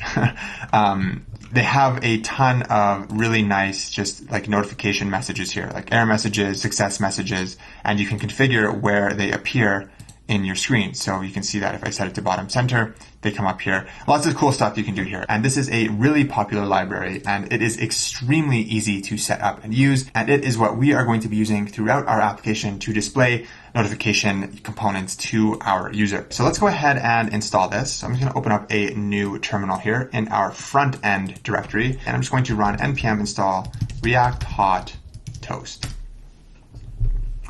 Now, to use React Hot Toast in our application, we have to come over to our app.tsx file and just simply add this toaster component from React Hot Toast. And the component is literally called toaster. So import that from React Hot Toast.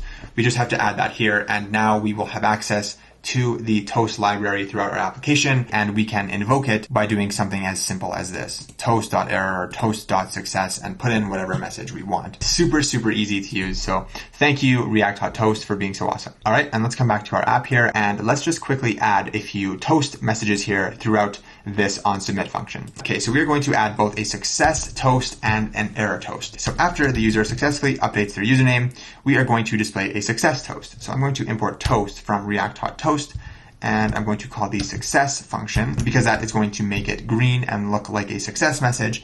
And we're going to make it say username successfully. Is there two S's in successfully? I'm honestly forgetting the spelling of successfully. I'm kind of embarrassed that I have to look that up. Successfully. There is. Okay, there are three doubles in that word. C, S, and L. Okay, username successfully created with an exclamation point and the rocket, because why not? Let's be extra like that. Okay, and then in our catch block, we want to display an error toast. So we can say toast.error, and inside of our toast here, we want to put the message from our error. So I'm going to say error.message. And just as before, I'm going to declare this as type any. Now let's go back to our database and just delete the username off of our user so we can test this out. Update that. So if I refresh this, we should be brought back to our createUsername function. So if I create a username that works, this should say username successfully created. So that's kind of it's a nice UI addition, and it redirects us to the chat portion of our app.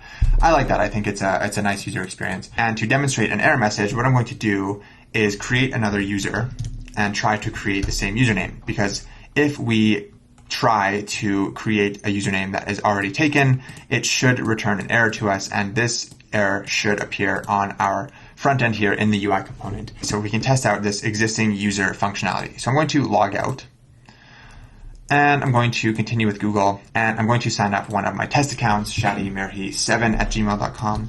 I think I remember the password to this. Okay, looks like I do. Nice. Okay, so we authenticate with Google. That user is in the database now. And looking at our database, if I refresh this, we can see that the username Shadman is taken. So if I try to create that username, let's see what happens. Boom. Okay, we get that error. Username already taken. Try another. So our error message from our backend is successfully being relayed and caught on our front end and displayed to the user. And so I think that's pretty cool. So this is how you can do some nice error handling with GraphQL. If I try that again, username already taken. Try another. We can spam our server until it blows up. Cool. Okay, so the error is obviously working. So now I'm going to create a nice username for this person, loldude. Loldude. Okay, yeah, username successfully created. If I go to the database, refresh, that username is there, and the username should be on the session here. Loldude. Nice. Okay, so the username flow is working. We have React Toast successfully set up, so we have some good UX going on there. And so the cool thing about having access to our user's username on our front end is that we can actually display it on our UI wherever we want. So if I go back to the index page here, not the back end, but the front end index page. So the username is going to be available to us on the session. So I can display that anywhere I want on our UI. So if I just want to put it here, for example, I could say session.user.username. If I save that, you can see that the user's username is there, and having access to this username is going to be a lot of fun when we start building out the actual chat components of our app, because we can put the username in a bunch of different places on our UI. All right, you guys, I think I'm going to leave it there for part one. We have covered a ton of concepts in this video. We have set up our entire authentication system using NextAuth and the Google Cloud Provider, and we have set up our MongoDB database and have learned the fundamentals of Prisma by creating our Prisma client and connecting it to our Mongo database. We have seen how to create custom usernames for our users, and we have learned the fundamentals of GraphQL and Apollo by creating our own custom queries and mutations, and we learned how to set up a brand new Apollo GraphQL server using Apollo Server Express in a Node.js environment. Basically, in this part, we covered all of the fundamental information, and we are now really nicely set up to start developing the core chat features of our app, which we are going to do in the next part. And I am planning to release part 2 sometime over the next week or so. Thank you guys so much for watching. I really, really appreciate it. If you have any questions or feedback, please do leave a comment and I will 100% respond to you. I respond to all of my comments. And also, please do join my Discord server. I am very active on there and would love to lend a helping hand if you are stuck on anything, or if you just want to chat, I would love to do that as well. The link for that is in the description. Thank you guys again so much for watching, and I will see you in the next one.